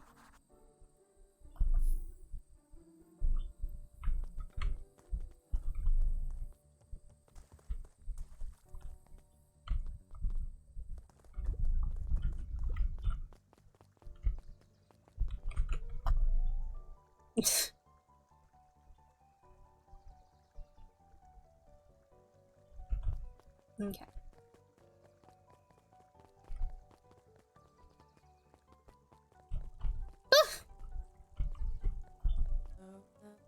Young Mr. Van Horn.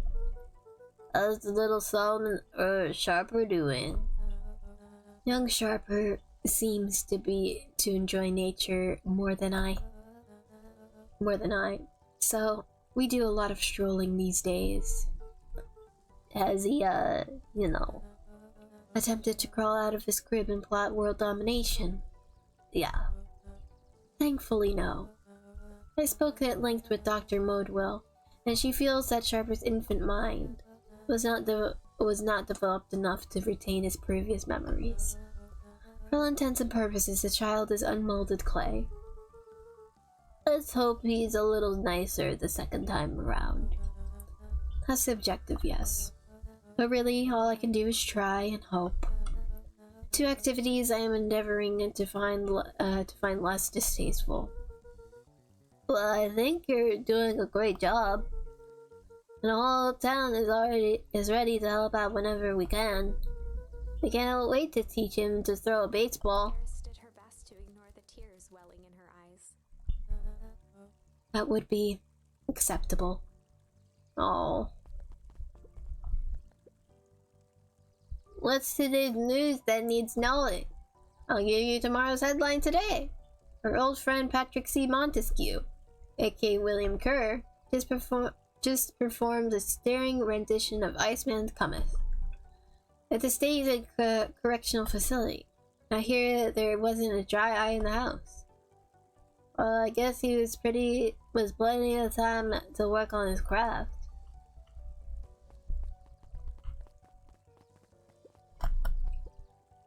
He looked to his friends with a thankful smile. After everything that could have gone wrong, everything that did go wrong, we made it. The end. Closing her eyes, Miss Hatch took a deep, relaxing breath.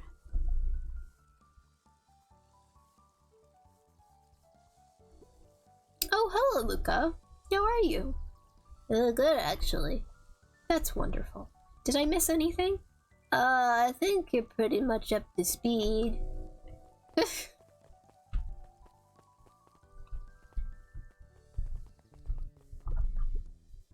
Luca, do you want a biscotti on the house? I don't really have time. Darrell, you gotta come and see this. Oh, Darrell, you gotta come see this. I finally did it. I pulled the perfect espresso. Aw, Lumi. If I didn't know any better, I would think you're proud of something. As if no, it's too late. You're now officially a person that cares. Cute.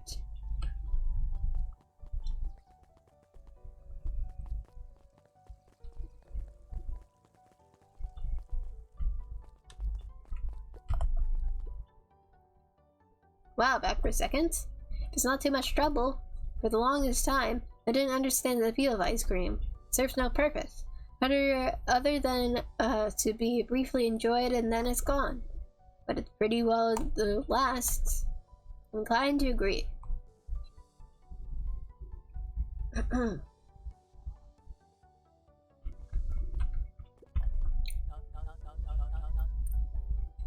Luca, can I interest you in a delicious apple? We waggled an apple. No thanks, I'm just saying hello. Well, hello then. Mind telling your mom we need a new crate of jam? Already? It's funny, I used to hide this stuff in the back, terrified that someone would find out about our secret messages. Now everyone wants to get their hands on Eleanor Van Horn's famous spy jam. Hey Luca, can you tell Roxy I'll be free in an hour? Sure thing. My dad's making me stock the shelves for the summer. He said it builds character. I think he meant to say it builds calluses. Builds character! Yeah, it builds something, alright.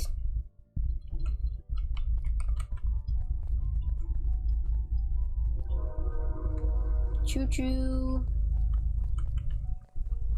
Train. Hi, Dawn. Oh my god, she's actually awake. I'm glad you swung by. More follow-up questions for your story?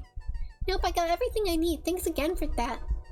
I sent a draft of the story to a reporter in Capital City. And they offered me an internship. Of course they did. You're an amazing reporter. I don't know all about that. A story about a phony corporation that picked up an entire town of people and moved them to cover up a massive illegal mine shaft full of incredibly hazardous chemicals. Sort of writes itself if you think about it. Ahem. Just don't forget that's when you will become a fancy big city reporter. Capital City isn't that far away. I'm gonna have to come back from time to time to check in and see what sort of new trouble you've gotten yourself into. Sorry to disappoint, but my adventuring days are over. Ha! We both know that's not true. What makes you say that? Call it a reporter's intuition.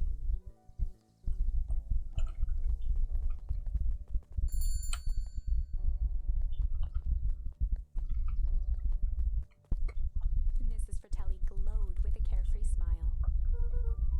Is that your suitcase? That is 2 weeks of unencumbered tranquility? What? Excuse me? Would you be so kind to take my order? 2 weeks of sand, margaritas, and forgotten obligations. Excuse me. I'd love to place an order. Fratelli sighed with a zen-like calm. Just as soon as the lunch rush ends, I'll be a feather on the wind. You're going on vacation? For the first time in years. And I've got you and your mom to thank. Why is that? She didn't tell you yet. You two are gonna fill in for me at the diner while I'm gone. Just like old times. It's fine, I'll wait.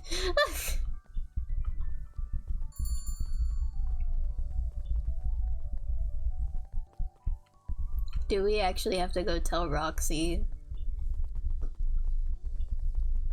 Or no? Probably not, but if we can, that'd be interesting. She's gone, never mind. Okay. Wait a minute.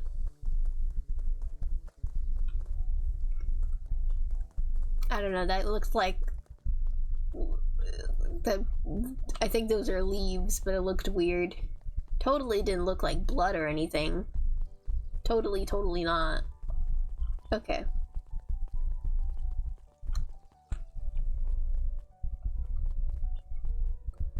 Oh my god, she has more... The rabbit lady has more kids. Hey, Mr. Duggreen. I'm gonna go see my dad in a bit. Do you wanna come with? Even after everything I did, you'd still... Creed shook his head. You really are your father's son, aren't you? I don't think I'm ready for that yet. Well, you're always invited. I bet he'd love to hear that from you. Love to hear from you. I'll visit Walt in my own time. You've run along now.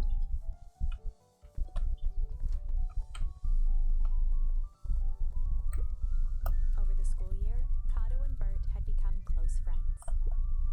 But did you know that when they covered up the source, they found a new species of fungus? Yep, and they're studying in the new labs. Did you know that Beacon Pines is now the smallest town in the country? Yep, close to the population before Perennial Harvest moved in. Typically went on like this for quite some time.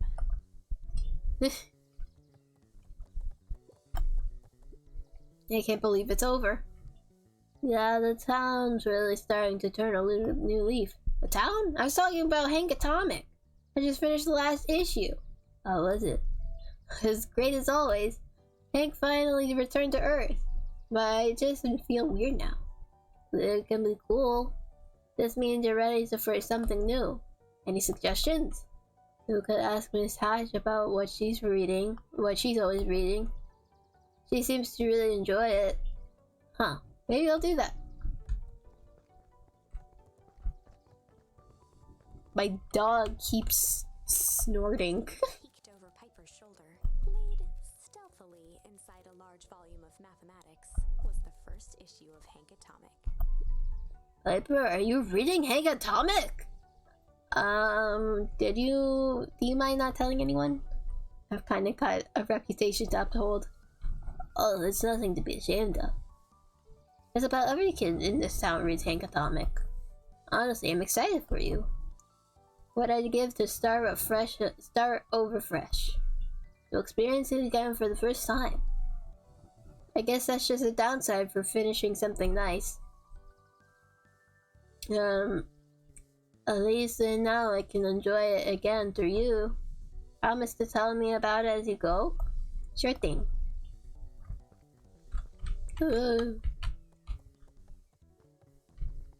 Rolo is so freaking huge, bro. He's like double my size. Jeff's Wild Ride. With Perennial Harvest gone, the transportation tubes were left unused. Come one, come all. No one is too big, no one is too small. For Jeff's Wild Ride. Maybe not completely unused. Just one piece of candy for the ride of your life. Who's next? Me!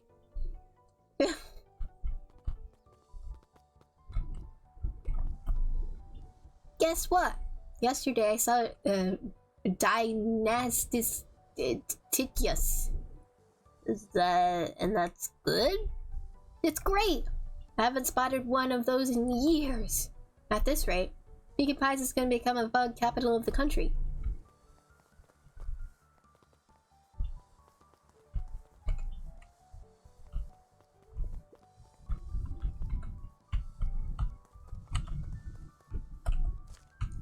I have obtained mushroom.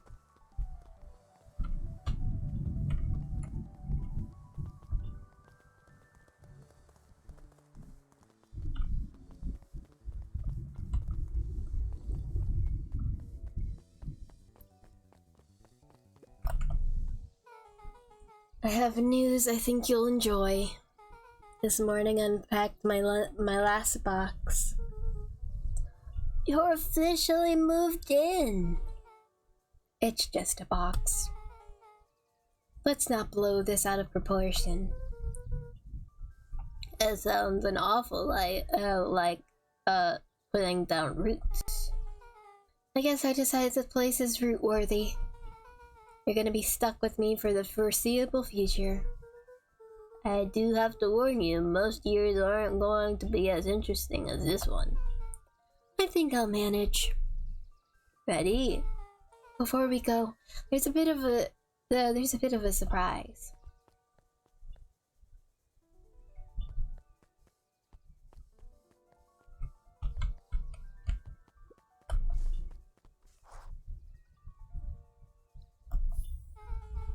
My mom prepared this tree especially for you. They didn't have to do that. It wasn't just them. About the whole town pitched in. We all owe you. It should do okay in the cold of Old Beacon Pines, and thrive as things warm up. That's perfect. Are you ready? Take Jeff's wild ride to Old Beacon Pines.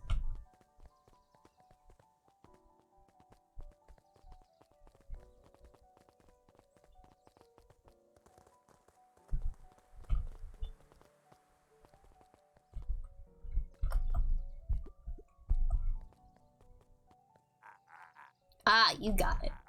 Now that's a good looking tree. Being a special occasion and whatnot, this ride's on the house. You're gonna want to hang on tight to that little tree.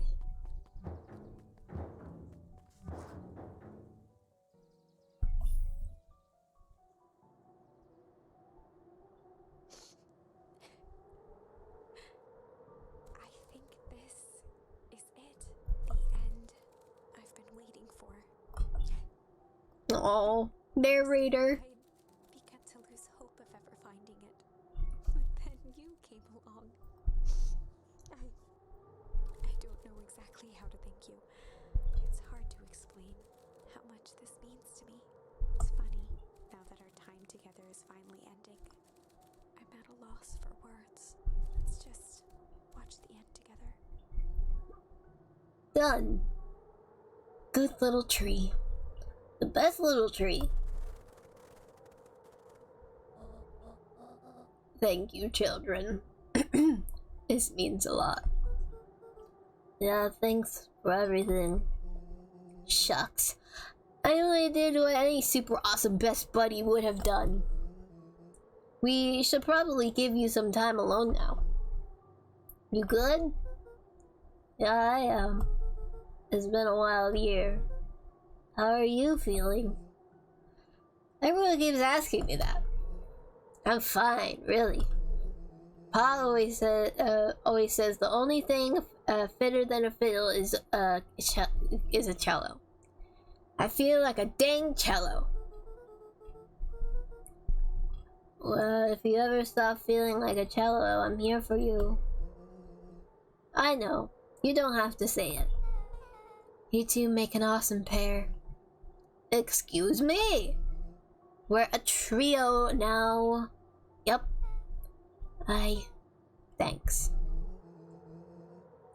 There's just one thing missing now that you're part of our group. Missing? Let me tell you a little story about a man named Hank Atomic. Oh god. It won't be long. I'll be waiting for you back at the phone booth. I've found the perfect way to start our summer.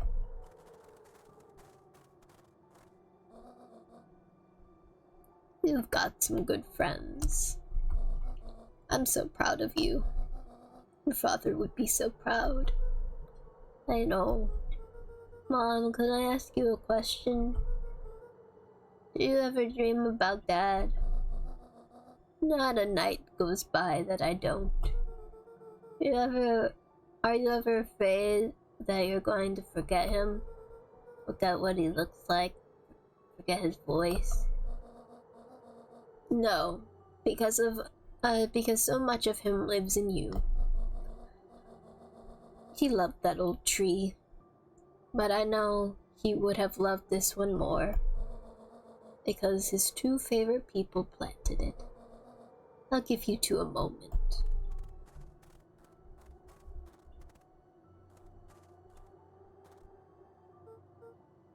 Hey, Dad. Dr. Mordwell says that the next few years this place should warm up, so you don't have to be so cold for much longer. I think I finally understand why you left that night. There were things you believed in. Big things. Those beliefs were the things that made you, you. If you wouldn't have stood up to Sharper, stood up for what you believed in, you wouldn't have been the same person anymore. You had to go.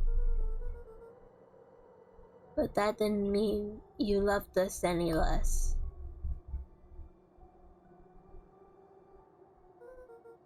I might not visit you as much as I used to. I know you understand.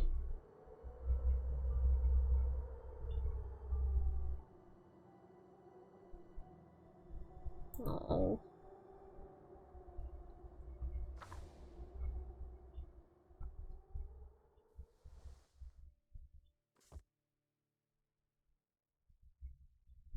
We did it! I think. We blew out the candle, or narrator did, I don't know. Hey, we did it! God, that game was great. I loved it. I loved it so much. God.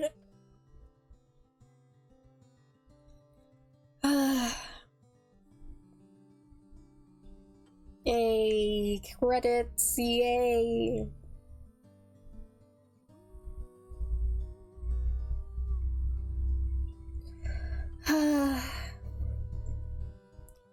So, I guess I'll talk about it a little bit.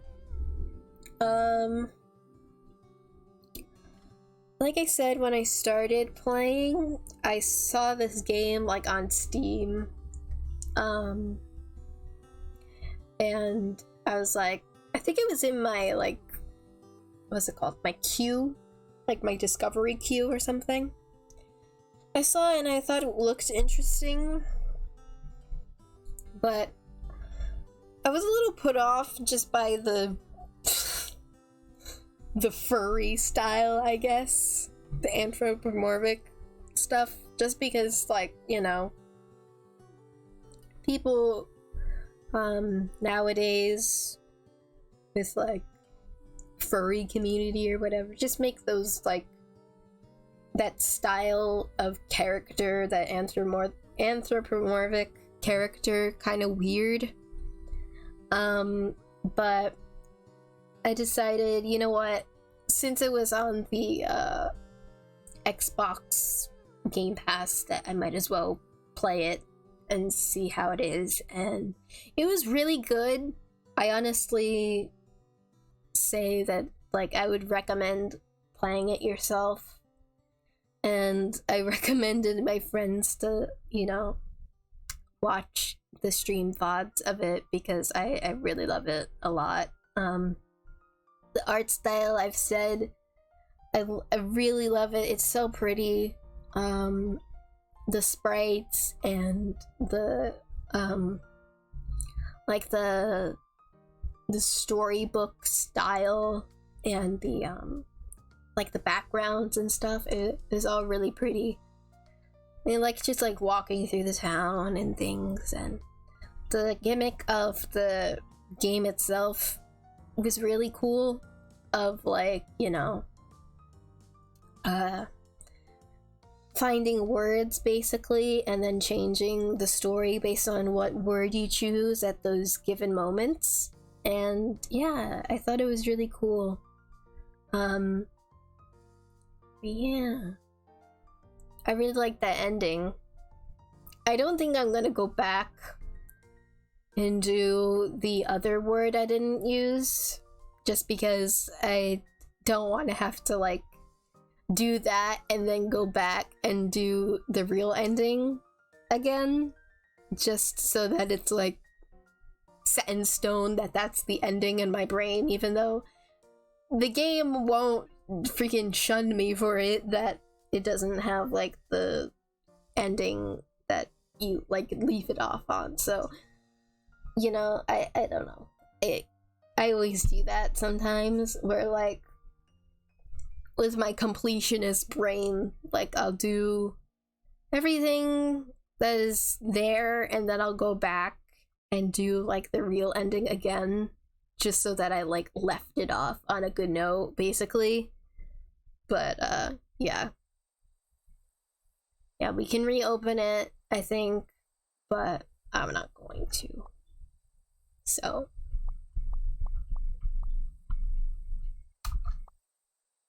all right.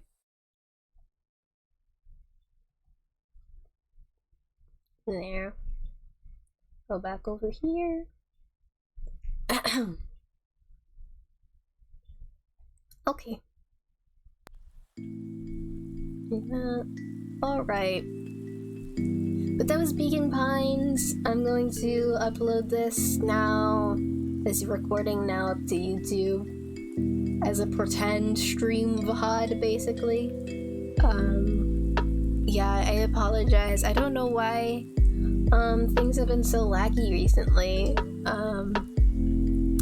Cause things were fine before, but now it's all laggy and I don't really get it. So yeah. Tomorrow I am streaming Eastward. Hopefully that goes well. If not, I'll just do the same thing like this, where I just record it and then upload it as it is, and don't like edit or anything, and just pretend that it's a stream VOD, basically. But yeah, I shall see you guys tomorrow, and okay, bye bye.